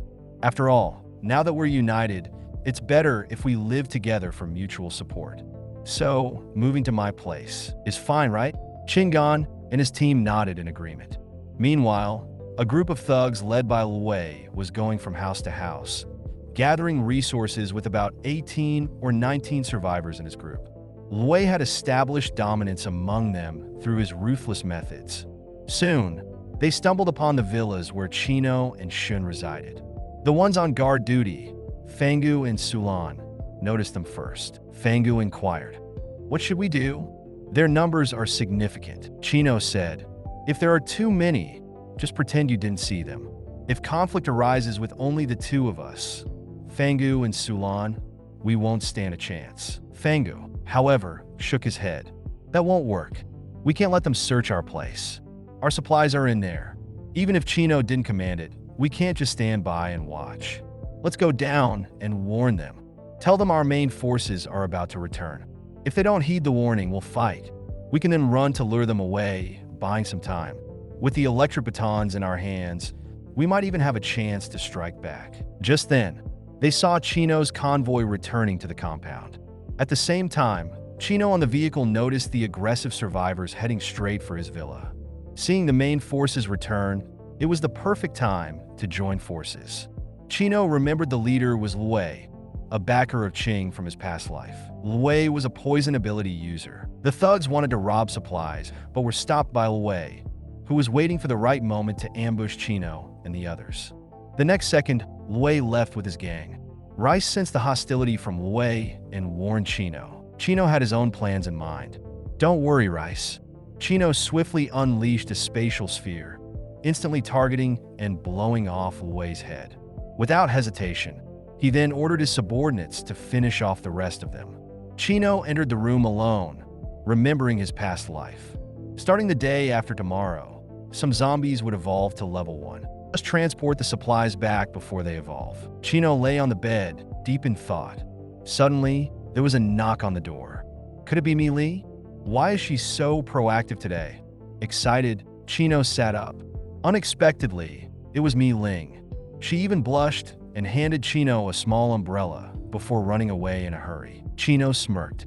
Haha, how could I not appreciate the wife-sister's kind gesture? The next day, Chino held a meeting. I think everyone has noticed that there are more and more zombies who can use magic. If one day all zombies could use magic, would you still survive? Upon hearing this, everyone started discussing. Yes, I've noticed too. It's terrifying. Exactly what should we do? Just as everyone was discussing fervently, Chino clapped his hands to interrupt them. If you all follow me, I won't let you die in vain here. Now, I'll teach everyone a method to deal with magic-wielding zombies. First, we need groups of 4. Ideally 2 warriors and 2 mages. Warriors take damage up front, and mages provide continuous output from behind. If you encounter multiple magic zombies, run. Now, I'll teach you a little trick to dodge spells. Ming and Shun, attack me with your spells. I'll dodge. Ming and Shun nodded, using their abilities to launch attacks at Chino. Yet, all their attacks were easily dodged by him. Everyone watched, Mouse Agape, faces full of disbelief. My God, the captain is amazing. Chino then explained, to dodge a spell, it's impossible to watch the spell and dodge. You have to watch the caster's movements to predict the spell's trajectory and move in advance to dodge the attack. This is called anticipation. As long as you pay attention to the spell's trajectory, it's easy to dodge the zombie magic. After hearing this, Ming was eager to test it out again. Chino chuckled. All right, bring it on. Little did he know, after dodging an initial fireball, he was hit by another one from behind. Ming, pleased with her success, said with glee, I anticipated your anticipation. Hearing this, Chino exclaimed, true to her name, the Spirit Flame Princess, her combat talent is indeed formidable. But everyone can be reassured, level 1 zombies definitely don't have this kind of wisdom. If you encounter one that can anticipate, just run. They are beyond your capability to resist. After dinner, everyone was instructed to go out and find opponents to start practicing this skill. Before setting out, Chino reminded everyone, listen up, today counts as half a day. 3 level 1 crystals per person. Any team that doesn't complete this will be punished as a whole. The punishment is no dinner when you return. Meanwhile, Chino led his team out to collect crystals and came across a father-daughter duo being bullied. At a glance, Mi recognized the girl as her best friend. Brother Chino, can we help them? If they were strangers, maybe not. But since she's your best friend, how can we stand by and do nothing? He then ordered Thunder King to get off the vehicle to deal with the group. The gang greedily eyed Thunder King, thinking they had dog meat delivered to their doorstep, unaware that the god of thunder and lightning had arrived. Before they could react, Meng and Suju ambushed them from behind. At this moment, electricity surged around Thunder King. You bunch of trash think you can eat dog meat? After dealing with them, everyone began introductions. Zhang Jingjing shared that she and her father had no home and wished to join Chino's team. After some thought, Chino nodded in agreement. After all, she was Mi's best friend. He told them to follow their rules and to follow them back to their base in their vehicle. Upon arriving at the villa area, Zhang Jingjing held Mi's hand and asked, Mi, can you ask Brother Chino if we can share a room tonight? We can chat and catch up. This left Chino quite speechless. He already had Rice as a third wheel, and now another one? How could he possibly agree? Chino firmly declined with a cold face. No, without my permission, you cannot enter this villa. Turning to Shun, he asked her to arrange accommodations for Zhang Jingjing. Shun hurriedly took Zhang Jingjing away. At lunchtime, Zhang Jingjing curiously asked why Mi hadn't come and wondered what she had for lunch. Jingjing's comment caught the other girls off guard. We're not 3-year-olds. Apart from occasionally dining with everyone, Chino usually eats in his own villa room. As for what Chino and the others eat, how would we know? Chino is like the boss, and we're like the employees. It's always a bit uncomfortable eating with the boss, so everyone dines separately. Upon hearing this, Zhang Jingjing's face fell. Mi must be eating something better. We're such good friends, yet you didn't include me. This saddened her, making her previously delightful sausage seem less appetizing. Meanwhile, inside Chino's villa, Chino said to me, Mi, we need to observe your best friend for a while. Don't reveal anything about our things. Let's see if she's trustworthy. If she doesn't have any ulterior motives, even if she lacks abilities, I can arrange a logistical position for her. Mi nodded in agreement. Suddenly, Qing Guang's voice came through the intercom, stating that about a dozen cars had arrived at the villa's entrance with roughly 50 to 60 people. Hearing this, Chino immediately issued a series of commands, ordering everyone to assemble at the villa's entrance. Upon receiving the command, the girls promptly headed towards the villa's exterior. Before departing, Xuan asked Zhang Jingjing about her ability. I have strength-based powers, Zhang Jingjing replied. Hearing this, Xuan instructed her to stand at the front of the lineup. Zhang Jingjing immediately resisted, grabbing Lu Hui's hand. Isn't she also standing at the back? Lu Hui whispered in reply. I have support abilities. Chino said, I should stand at the back. Xuan, running out of patience, dragged Zhang Jingjing to the front. Zhang Jingjing protested tearfully. Me and I are best friends. You can't treat me like this. Seeing this scene, Mi hurriedly approached to comfort Zhang Jingjing. This is a step everyone has to go through. Don't worry, I'll boost your status. If you get injured, I can heal you. However, Zhang Jingjing was staring at the corner of Mi's mouth. Mi had a trace of white there, a remnant of the ice cream she had eaten. This detail fueled resentment in Zhang Jingjing's heart.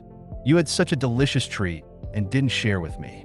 Moreover, I've never heard of you having a brother, but here you are constantly calling Chino brother. You must have used your charms on him. If you don't value sisterhood, don't blame me for not being courteous. At that moment, both sides were intensely confronting each other. Just then, Chino walked up from behind. Seeing him, Qing Guang immediately greeted, Big Brother. The leader of the opposing group, Su, scoffed upon seeing this. So this is the impressive leader of the squad. Just a pretty boy young man. You're in charge here, right? My people haven't eaten or drunk for a day. Could you provide some assistance? Chino replied, We can't just give you supplies, but we can trade. You can exchange the crystals from the zombies' foreheads.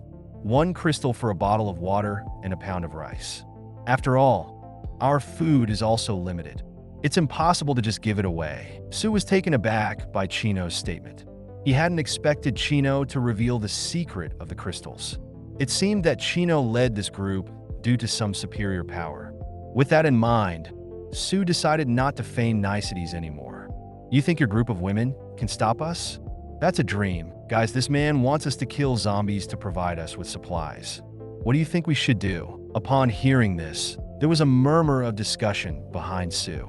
Many hoped that Chino would spare them some food, but Chino knew that if he compromised and gave them food, they would always want more. Whenever their food ran out, they'd surely come to him. It seemed that these people truly weren't afraid of death. Just then, Zhang Jingjing suddenly spoke up. In all matters, harmony is most precious. Give them a bit of what they want and let them leave. Hearing this, everyone's expressions changed. Zhang Jingjing, what nonsense are you talking about? Faced with Mi's gentle persuasion, Zhang Jingjing seemed unaffected and insisted she wasn't speaking nonsense. Why engage in a life and death battle when you can just use food to send them away? Moreover, I'm standing right in the front. What if I get hurt in a fight? Before she could finish, Su from the opposing side burst into laughter. This young beauty speaks the truth. We don't need much. Just give us a few thousand pounds of rice or flour and several tons of purified water. Unable to bear it anymore, Chino slapped Zhang Jingjing across the face. Who do you think you are? Is this your place to speak? The boss is talking here. It's one thing for the younger ones to interrupt, but it's another thing to speak on behalf of the enemy. Zhang Jingjing's father couldn't hold back anymore. He ran over and rebuked Chino. Is what my daughter said wrong? There are so many of them. What good will come from fighting? Besides, you have so much food. What's the harm in sharing a little with them? To risk your subordinates' lives over some food? Your heart is truly malicious. Mi tried to help Zhang Jingjing up, but was pushed away as Zhang Jingjing hurled curses at her. Seeing this, Chino looked displeased. He had saved them out of goodwill, yet instead of being grateful, they were causing disruption among his troops. Truly, some people are worth saving while others are not. With this thought, Chino momentarily ignored the father-daughter duo and turned to face Su. If that's what you truly want, then I'll give it to you. Having said that, before Su could react, Chino suddenly conjured a spatial orb in his hand and hurled it towards Su's head. Accompanied by a loud bang, Su's head exploded. Seeing the stunned faces of the opposing group, Chino swiftly waved his hand, issuing a command. If they wish for death, then let's oblige. When Zhang Jingjing saw that in just a short exchange, 7 or 8 people were killed, and in no time Su's group collapsed without a leader and lacking strict command, they were easily defeated. Zhang Jingjing was dumbfounded. She had expected a bloodbath, but it ended so effortlessly. No wonder Chino was so uncompromising. Had she not intervened earlier, there might not have been any conflict at all. Thinking this, Zhang Jingjing crawled towards Chino in tears, begging for his mercy and pleading with him not to kill her. Chino chuckled. "Don't worry, you're Mi's best friend. How could I possibly? I'll kill you, but you can't stay on my team. Leave while I'm still in a good mood." Hearing this, Jiang Jingjing nodded. She knew that staying could endanger her life. Although she was resentful, she had to prioritize her safety. If I manage to get close to the boss, I can do the same, she thought. After the two departed, Lu Sully nudged Thunder King, hinting that he shouldn't leave any potential threats behind. Thunder King got the message instantly, quietly following Jiang Jingjing from a distance. At that moment, Chengang rushed over and said, "Bro Chen, a young man who just left mentioned he has urgent business with you." He seemed quite anxious. Chino nodded in acknowledgement and then approached the young man to ask about his business. The young man, Lang Chin, said with a sheepish grin, "Boss, are you recruiting? I want to join you." Upon hearing that, Chino's face instantly turned cold. "This is the important matter you spoke of?" Lan Chin, frightened, quickly pulled out a blue crystal. Chino's pupils constricted upon seeing it. "It's a level 6 crystal. How did you get this?" Lan Chin truthfully responded, "I obtained it from a dead monster. The creature was over 10 meters tall. Consider this our greeting gift to you, boss. What do you think?" Upon hearing this, Chen Luo chuckled. "For your sincerity, I'll let you join. Cheng Wang, explain our rules to him." Chen Guang approached and explained the team's principles. Firstly, always follow the boss's commands. Secondly, if you flee in battle, you will be killed. While speaking, Chinan made a throat-slitting gesture. Hearing this, Linjin nodded in acknowledgement. Chino, with excitement evident on his face, gazed at the level 6 crystal in his hand. "With this, I can advance to level 5 in just 3 days. That's half a month faster than I expected." "Excellent." With that in mind, Chino instructed Cheng Wang to keep an eye on the people around the villa. After all, many from Sua's team escaped. If you find any with light abilities or support skills among them, recruit them all. If they refuse, bring them to me by force. Only I and our group possess healing arts. If more people get injured, she won't be enough to treat them. "Don't worry, Brochin, I understand," replied Chen Guang. As Chen Luo prepared to return to the villa, he spotted Thunder King. "You're back so soon?" asked Chino. Thunder King boasted proudly.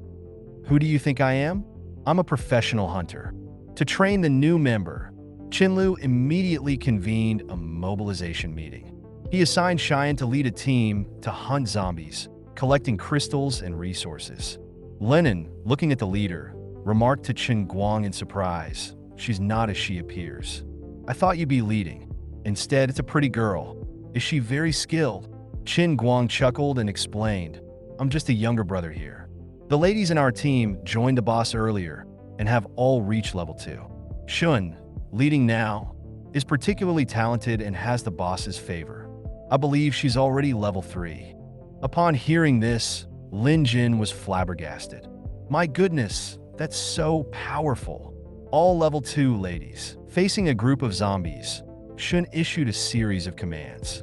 Everyone split into groups of 4 to search for and collect supplies. Jiang Feng, you stay at the entrance of the residential area. If there's any situation, use the walkie-talkie to inform everyone. An hour later, dozens of vehicles swiftly approached the residential area.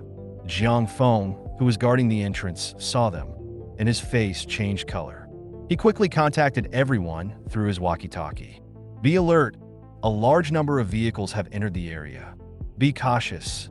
Upon hearing this, Shun immediately instructed everyone to gather and assess the situation.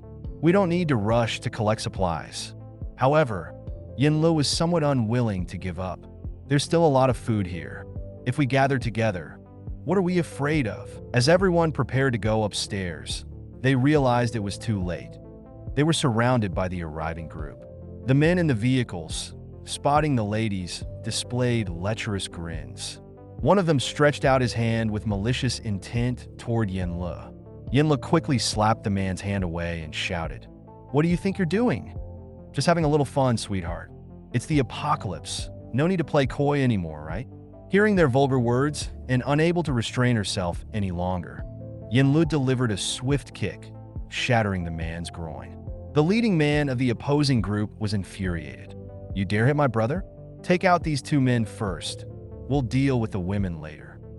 As the words left his mouth, a group immediately surrounded the two men from Yan Li's team. Seeing this, Yin Lu tried to step forward to help, but unexpectedly, someone attacked her from behind.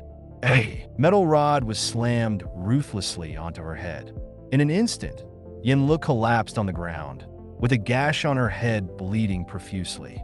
The man cursed at her, underscoring her. "How ungrateful," a voice shouted. "Hey Z, what are you doing?" Hearing this, has quickly replied with an ingratiating smile. "Bro, you saw some damn woman try to hit me. I just taught her a lesson." Wan frowned, guessing what had transpired. Given Haz's strength and value to the team, he didn't reprimand him but warned, "Don't go too far. This should not happen again." The others nodded in agreement. Just then, an ice arrow shot through the head of the man in black. Upon seeing this, Lu Yuan immediately got out of his vehicle. Xuan coldly said, "Release them." Lu Yuan scoffed. "You killed one of mine and expect me to let them go?" Hearing this and filled with anger, Shun immediately shot an ice arrow toward Lu Yuan. In response, Lu Yuan summoned a protective shield made of earth. Although Shun's ice arrow penetrated the shield, it had lost most of its momentum. Both Shun and Lu Yuan's expressions changed, recognizing each other's power. After a moment of standoff, Shun calmed down, fully aware that now wasn't the time for an all-out battle. She demanded the release of her teammates. Lu Yuan, not wanting an all-out conflict either, agreed. Although the four members of Shun's team were returned, Yin Lu had already succumbed to her injuries. Shun, cradling Yin Li's lifeless body, mourned deeply. "You'll pay for this. Chino won't let you go." Men from the opposing side began to mockingly jeer at the scene. However, Shun ignored them and whispered, "Let's go." Yang Zhen gave the men a cold glance and was about to drive away in the heavy truck when someone stopped them. "Leave the truck, you can't take it." Upon hearing this, Shun, suppressing her rage, said, "Give it to them. Let's leave." Watching the retreating figures of Shun and her team, has whispered to Lu Yuan, suggesting they forcibly keep the group of beautiful women. Lu Yuan, however, slapped Hez in response and scolded, "Damn it, why are you stirring up trouble?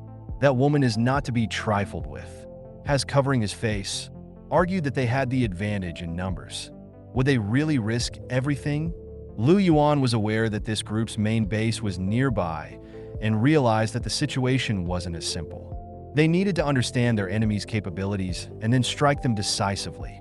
Otherwise, they'd face retaliation. Back in the villa area, Shun immediately briefed Chino on the entire situation, admitting her mistakes and recognizing her failure in leadership, which led to Yin Lu not dying at the hands of zombies, but by survivors instead. Hearing this, Chino took a deep breath and reassured her, "You did the right thing. Engaging in a fight then would have been unwise." He was well aware that the most dangerous thing in this post-apocalyptic world wasn't zombies, but the infighting among survivors. "Since you all chose to follow me, I won't let anyone trample on us. Those who spill our blood must pay in kind. When I have a grudge, I don't let it linger." Immediately, he gathered everyone from the villa to set out for revenge. Hearing about the incident and Chino's declaration, everyone was filled with righteous indignation, especially by Chino's words, which made their blood boil. With Chen Luo leading, they felt undefeatable. Seeing the imposing Chino and his group, has commented, "Bro Yuan, someone's approaching. It looks like the group that just left." Lu Yuan quickly looked out the window and saw more than 60 people alighting from vehicles. As the two factions locked eyes, Lu Yuan sensed something amiss. This woman, a level 3 ability user, was pouring her grievances out to this young man. Chino coldly stared at them. "Are you the leader? Who gave you the audacity to kill one of mine? I can't find a single reason to spare any of you." Upon hearing Chino's words, Luan was taken aback. For someone to speak with such confidence, the young man's strength must surpass that of the woman. They couldn't confront him directly. With that thought, Lu Yuan quickly apologized. "Young man, it was our mistake. We'll return your truck immediately and compensate with a ton of rice. How about that? Chen Luo sneered. A ton of rice for the life of my team member? How about I give you 100 tons for the lives of all your men? Hearing this, Lu Yuan frowned. He realized that this young leader was not to be trifled with. Anyone with such audacity must have a trump card. Otherwise, he wouldn't be the leader. People were his most valuable asset, and he couldn't risk them. With that thought, he decided to hand over the main culprits to Chino for judgment. At his command, several of his men forcefully brought the struggling Hes before Chino. Seeing Hes kneeling before him, Chino smirked internally. You think handing over one scapegoat will resolve this? Impossible. I, Chino, always repay my debts. Terrified, Hes, with mucus running from his nose, pleaded with Chen Luo, claiming that he wasn't the only one responsible and that there were two others involved. Curious, Chen Luo looked at Luan and asked, "What do you have to say?" Knowing that he must hand them over to settle the matter, Luan ordered his men to bring forth the other two culprits. Observing this, Chen Luo coldly commanded, "What are you waiting for? Step forward and slap these men. Continue until they're dead." As soon as the order was given, a group rushed forward, brutally slapping the three culprits. After a while of watching the trio bruised and battered, Chen Luo ordered some medical treatment for them, only to let Shun and the others continue the beating afterward. The three men cried and pleaded, "Big brother, we were wrong. We are willing to join you and fight against Lu Yuan." However, Shun and the others paid no heed. After about 10 minutes, Hes and the other two were slapped to death. Witnessing this, Lu Yuan was drenched in cold sweat. He hadn't anticipated the ferocity of these individuals. They say never to wrong a woman, he thought. Little brother, since the main culprits are now dead and you've also killed one of ours, can we consider the matter settled? Luan proposed. Upon hearing this, Chino snorted dismissively. You must be daydreaming. How can their pathetic lives compensate? I want the lives of everyone present. Lu Yuan retorted in disbelief. Are you even being reasonable? Why should I reason with you? Who do you think you are? Chino shot back. This remark made Lu Yuan scoff. I've never seen someone as arrogant as you. You think I'm afraid of you? My men here fought their way out of zombies, and we even outnumber you. You'd best leave while you still can. Unperturbed by Luan's threat, Chino said, numerical superiority means nothing in the face of absolute power. It's just a delivery of heads I need. To establish his authority among his followers and firmly sit in a leader's position, one not only needs resources, but also raw power. It's been a long time since I last showed my true strength. Many of my new members haven't seen what I'm truly capable of. This is a perfect opportunity for me to demonstrate and intimidate. With that thought, Chino instantly summoned his void sword and charged towards Luan. Seeing this, Lu Yuan realized the imminent danger and quickly summoned an earthen shield to protect himself. However, the void sword, like a blade through sand, pierced effortlessly through the shield and then through Lu Yuan's body, splitting him in two. Witnessing the swift execution of their leader, the opposing forces felt their scalps tingle with terror. At this moment, he cast a spell on Chino, enhancing his defense and strength. Chen Luo grinned. It's great to have a wife who looks out for you. He then charged into the heart of Lu Yuan's camp like a tiger among sheep. Although the void sword couldn't last more than an hour could easily pass, but the void sword would last for only 3 minutes.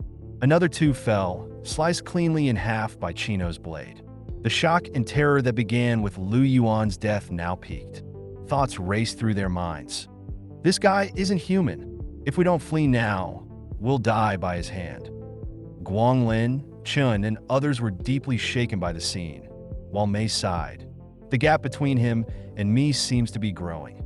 She urged, let's all attack together and not leave any lingering threats. Half an hour later, Chenong, exhilarated, pledged his loyalty to Chino. Listening to Chen Luo's flattery, Chino responded with a mild smile. Enough of the bootlicking. I truly regret Yin Li's death, but this is the apocalypse.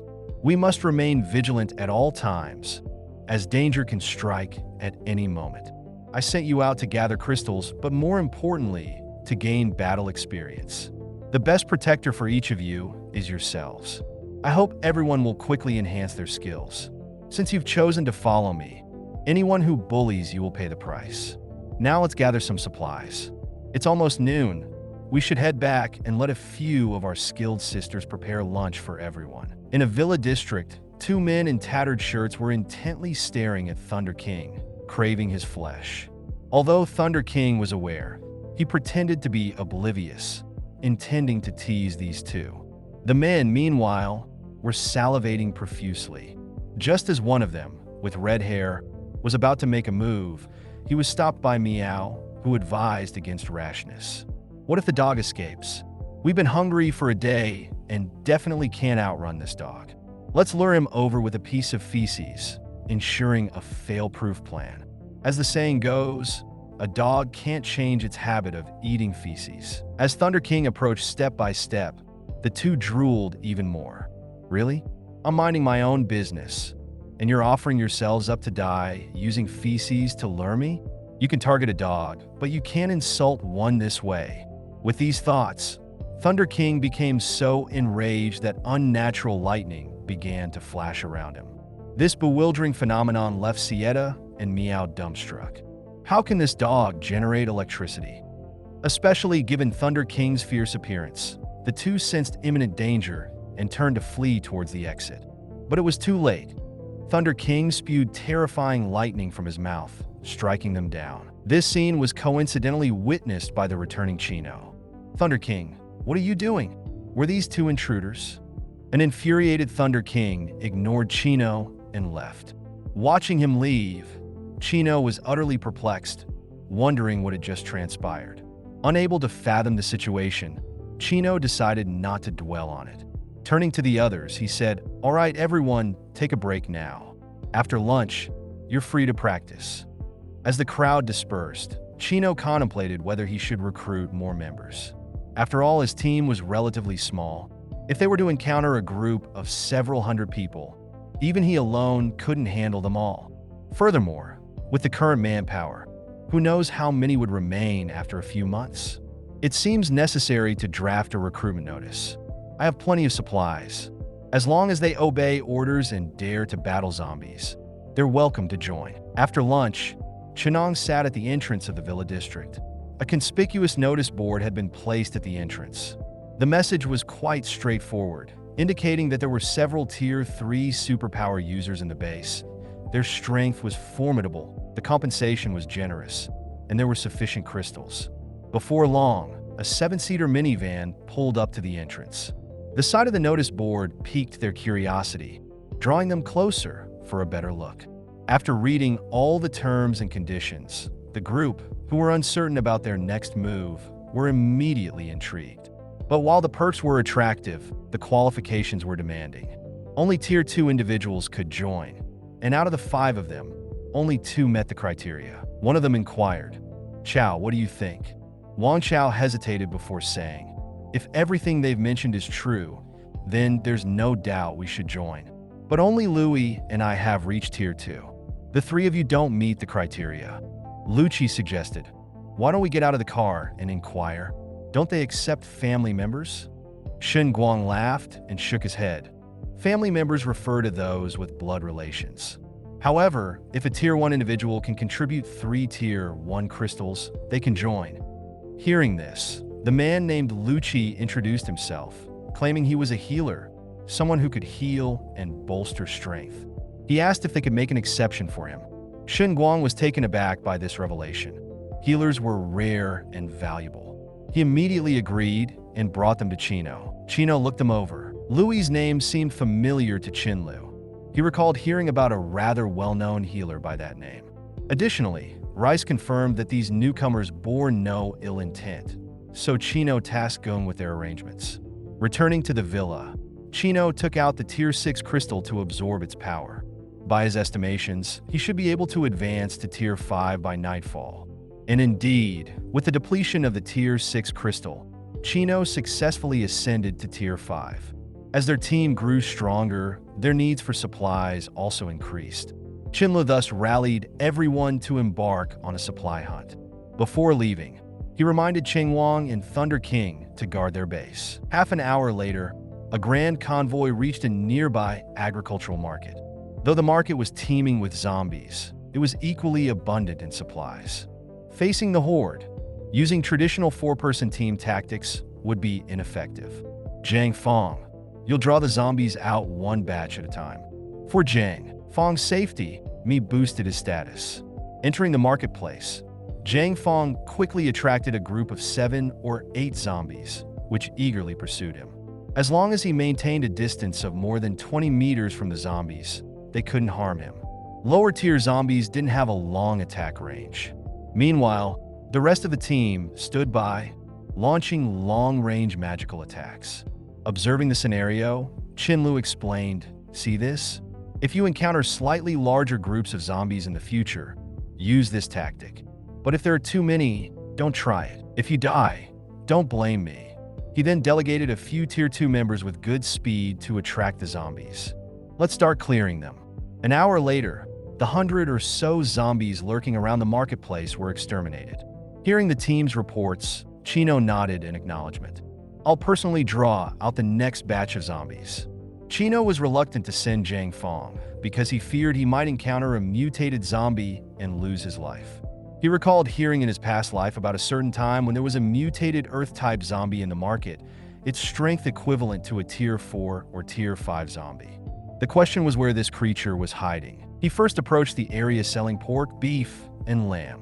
The space spanned about 500 to 600 square meters and was home to around 80 to 90 zombies. Just then, a zombie resembling an old farmer with a straw hat suddenly unleashed several spikes in a straight line, effectively blocking Chino's path. But Chino, far from panicking, rejoiced, "Didn't expect to find you so soon."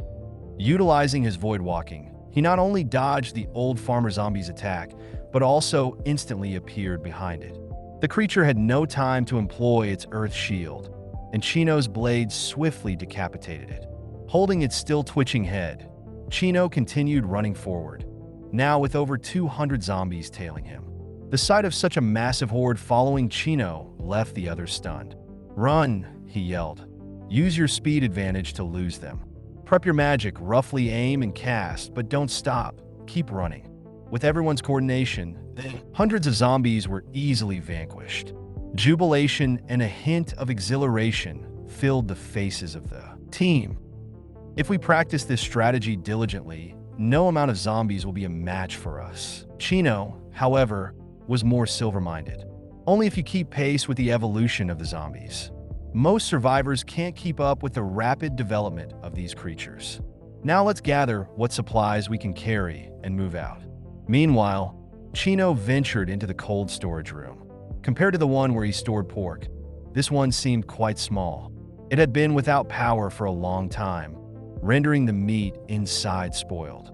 But Chino decided to take out some pork and beef, presenting them as part of the retrieved supplies. 2 hours later, the group had loaded all the supplies onto their vehicles.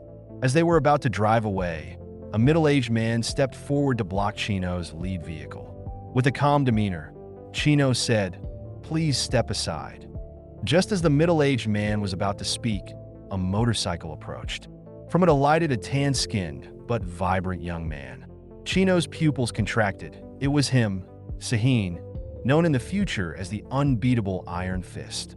To think that he'd encounter him here. But Sahin wasn't there for Chino. He was there for the middle-aged man blocking the way. "Bro Long, I heard you caught a live chicken. Can you give it to me? My mother's condition is deteriorating, and she wishes for a bowl of chicken soup before the end. If you help, I'll be in your debt." Hearing this, Bro Long immediately declined. "I'm sorry, brother, I can't do that." Although Bro Long spoke politely, the man behind him was not so kind. A smart calculation, taking Bro Long's chicken and then offering your life to him? Are you expecting Bro Long to take care of you forever? Observing this scene, Chino suddenly chimed in. "I have a chicken and a chef who can make the soup you desire. How about you owe me instead?" Taken aback, Sahin nodded. "Yes, for a satisfactory bowl of chicken soup, I will owe you my life." Chino smiled. "Deal." trading a top-tier fighter for a bowl of chicken soup. Who wouldn't take that bargain? He decided to bring both Sahin and his ailing mother to his base. Half an hour later, Sahin emerged from a building carrying a woman in her 50s on his back, showing signs of weariness. After they boarded the vehicle, Sahin whispered, "She's in the late stages of cancer." Chino realized there wasn't much hope for her unless Mei could advance to level 7. Their current healing abilities were only good for treating minor injuries and hadn't reached the capability to cure terminal diseases. In less than half an hour, Chino returned to the Villa District. He asked Shun to arrange a separate room for Sahin and his mother, ensuring they would be well taken care of. He also mentioned he would organize for the chicken soup to be made. After they left, Chino said to Miyu, "Whatever ingredients and seasonings you need, just let me know. Make sure you do this one diligently." Miyu nodded and muttered, "Do you think I wasn't serious before?" Chino replied awkwardly, "Cough. What I meant was, be even more meticulous this time." "All right, but for a good chicken soup, it will take at least 3 hours," Miyu responded. After pondering for a moment, Chino suggested, "Then prepare some home-style dishes. After all, we can't just have chicken soup. Maybe Sahin's mother would like to eat something else. If we're trying to win someone's heart, we should go all out." A few hours later, a table full of delicious dishes was served in front of Sahin's mother. Sahin was stupefied, and his mother had to rub her eyes, thinking she might be hallucinating. Chino smiled and said, "Annie, let's eat." Although she initially declined, with Sahin's assistance, she enjoyed a hearty meal. Before her final moments, she grasped Chino's hand and trembled. "Young man, I can see you're a good person. Please take care of my son." Turning to Sahin, she added, "A mother knows her son best. If he can offer such precious things to honor me, he must value you greatly. Don't let him down." Holding his mother's hand tightly, Sahin responded, "Mother, don't worry, I understand." Contrary to Chino's expectations, Sahin wasn't deeply saddened by his mother's passing. He said to Chino, "Big brother, thank you. My mother has passed, and it's for the best. She won't suffer from her illness any longer. Big brother, you'll see my performance in the future." Chino understood Sahin's character. However, with the team growing larger, it was necessary to establish some rules early on. They couldn't let some people slack off. A system of rewards and punishments needed to be set up. The roles in the community were divided into leader, deputy leader, elders, elite members, regular members, new members, and a special position called devote, which only Chino could assign. Sudu and Mei held the devote title. Each rank had its own privileges. Currently, those who reached level 3 could be designated as elite members, while everyone else was a regular member. Newcomers would start as new members, and after half a month, or if they displayed exceptional merit, they would be upgraded to regular members. Later on, they could exchange personal points for resources in the base. Points would be distributed based on individual performance, with extra rewards for outstanding achievements. From then on, positions would be determined by points, not by rank. Thinking of this, Chino gathered everyone to announce the new system. Any power user who reached level 3 could be designated an elite member. If these elite members had leadership capabilities, they could lead 20 regular members. Shun was the leader of the female squad, while Fangu and Cheng Wang led the male squads. From today, this ranking policy will be officially implemented. As long as you are willing to risk your life, you can live comfortably, Chino announced. The excitement among the members was palpable. Their morale soared, and they shouted in unison about killing zombies to earn points. At the same time, outside the villa area, 2 large convoys were approaching Chino's base. The leader, Xiaowai, asked the other convoy, "I've hardly seen any zombies around here. Do you know what's going on?" Seeing the number of people with Xiaowai, he didn't dare to hide anything and honestly informed him. Upon hearing this, Xiaowai was taken aback. He remembered that before the apocalypse, Chino had mortgaged his villa to him, borrowing 300 million to stockpile supplies. It seemed that Xiaowai was on his way to collect that debt. Soon, Xiaowai's convoy reached the entrance of the base. Lin Chun, who was at the gate, saw the convoy and immediately radioed Chino for backup. "Bro, Chino, we need reinforcements at the gate. A large convoy has arrived." Hearing this, Chino quickly rushed over. However, when he saw the person stepping out of the vehicle, he was momentarily stunned, thinking, "Isn't this the guy to whom I mortgaged my villa for 300 million? Xiaoai, seeing Chino's reaction, laughed heartily and said, "Little brother, who would have thought we'd meet under these circumstances? It's fate." Chino, a bit embarrassed, replied, "I didn't expect to see you here either. Are you in charge around here?" Once Chino confirmed, Xiaoai cut straight to the point. "Brother, you owe me 300 million, which has matured with interest.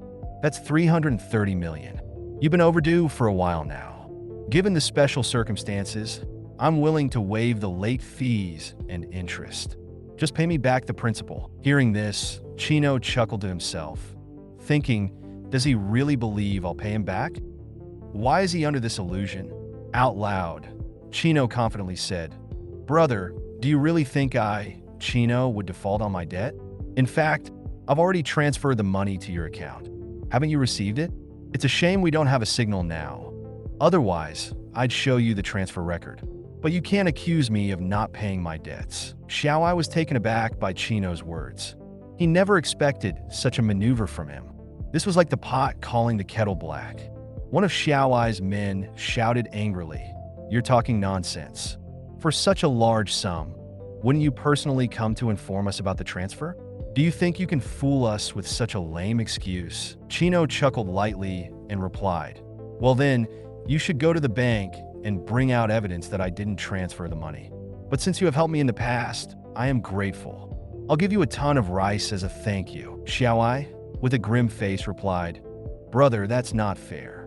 I won't make things difficult for you. Just give me some meat. Times have changed, and the value of meat has increased. For 300 million, give me 15 tons of meat, and we'll call it even." Jinta, who was standing beside Xiaoai, sneered, "Everyone present should have a share. I want 15 tons too. That's not too much to ask, right? If you don't have the meat, you can settle the debt with the women by your side." Hearing Jinta's words, Chino's expression turned cold. "Even if I had the meat, why should I give it to you?" Seeing Chino's attitude and the expressions of those behind him, Xiaoai suddenly realized something. Chino's team must have cleared out so many zombies due to their strength. Realizing this, Xiaoai quickly changed his tone and said, "I made a mistake. Chino, your money did indeed come through." Upon hearing this, Jinta looked at Xiaoai as if he had gone mad. "I was mistaken. Brother Chino is not one to default on his debts." Chino clapped and said, "You're a sensible man. Take your people and stand aside.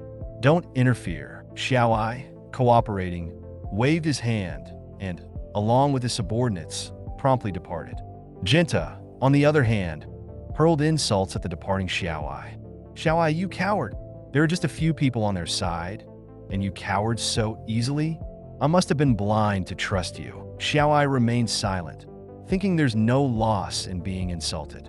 Seeing this scene, Jinta snorted, "If you want to take me on, come at me." Chino coldly addressed the crowd. "Anyone who doesn't want to meet their end alongside him, go stand by Xiaoai's side. I'm giving you 10 seconds." Hearing this, indeed there were smart individuals in Chino's group. Sensing the tense atmosphere, some began to retreat quietly. To Chino's surprise, Jinta turned out to be a dark element user with a summoning talent.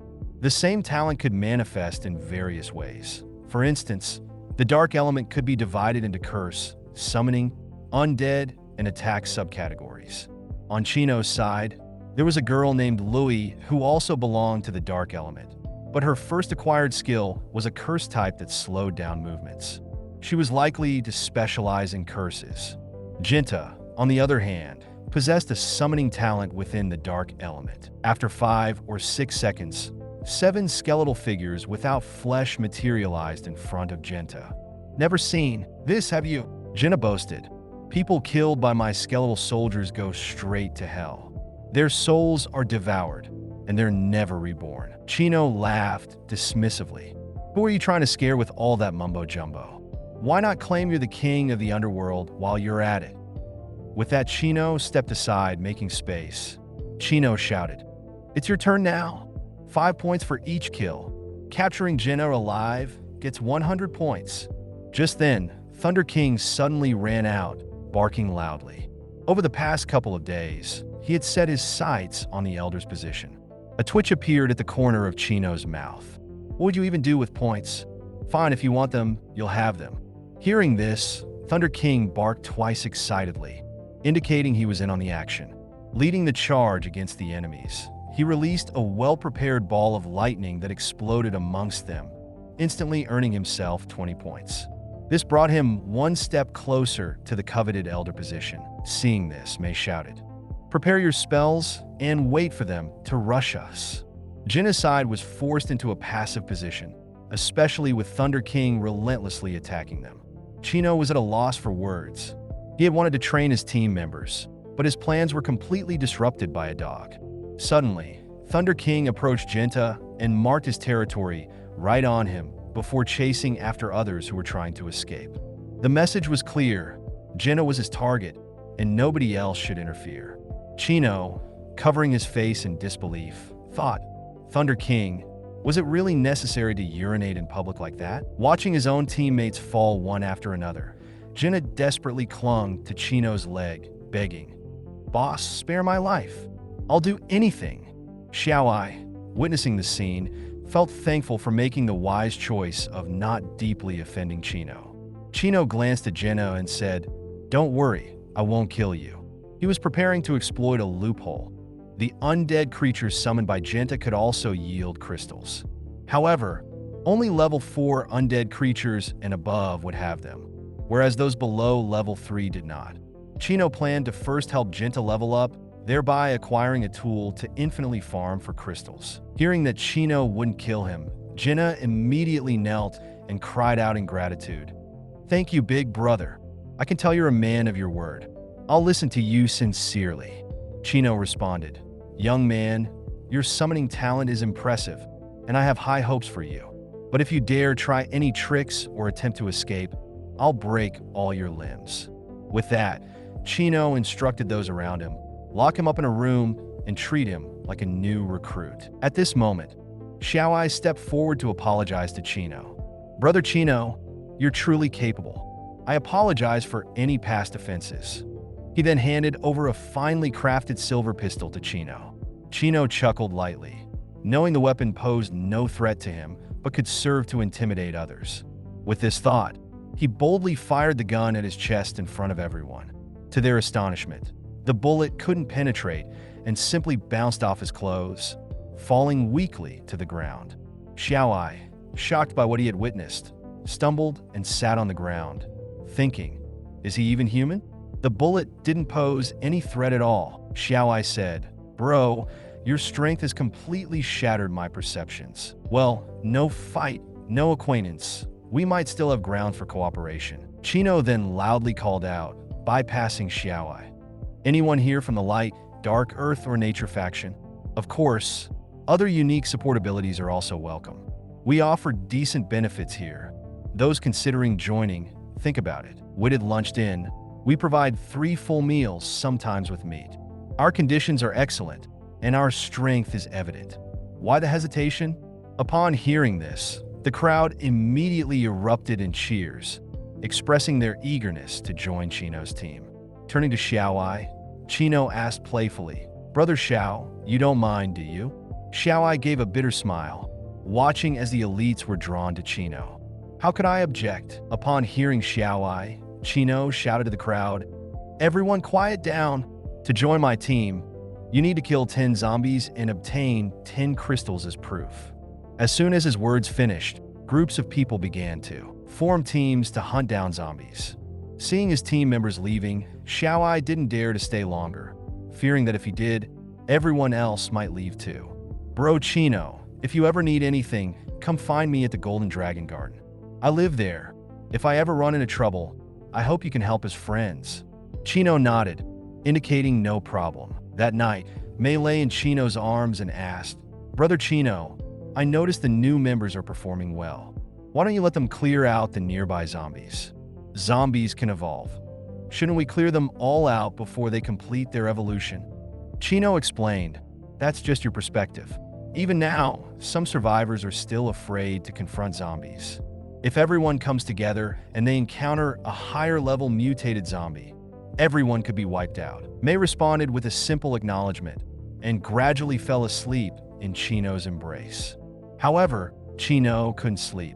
What he told Mei was just part of the reason. Knowing the future progression, he understood that zombies needed to evolve. After clearing out the zombies, there wouldn't be enough high-level crystals, and humans couldn't evolve rapidly. When the more formidable creatures descend, they would be doomed. The next morning, like always, Chino held a mobilization meeting, reminding everyone, be cautious when going out. The zombies will become increasingly stronger. But after they left, Rice suddenly seemed to sense something and anxiously said to Chino, I have a bad feeling. I feel that Mei might get hurt. There's no life-threatening danger, but I'm still worried. This statement made Chino's face turn serious. Mei and Su always acted together, and with Thunder King as their bodyguard, under normal circumstances, there shouldn't be any danger to her. Thinking of this, Chino sought confirmation. So she'll only be injured, and there's no threat to her life, right? Rice nodded in agreement. After hesitating for a long moment, Chino took a deep breath and ultimately decided not to follow them. He thought protecting her like a caged canary won't help. Even if she becomes a king level, she won't be the spirit flame princess from my past life. Chino gently petted Rice, saying, You're truly a remarkable cat, at least a level 10 psychic power user.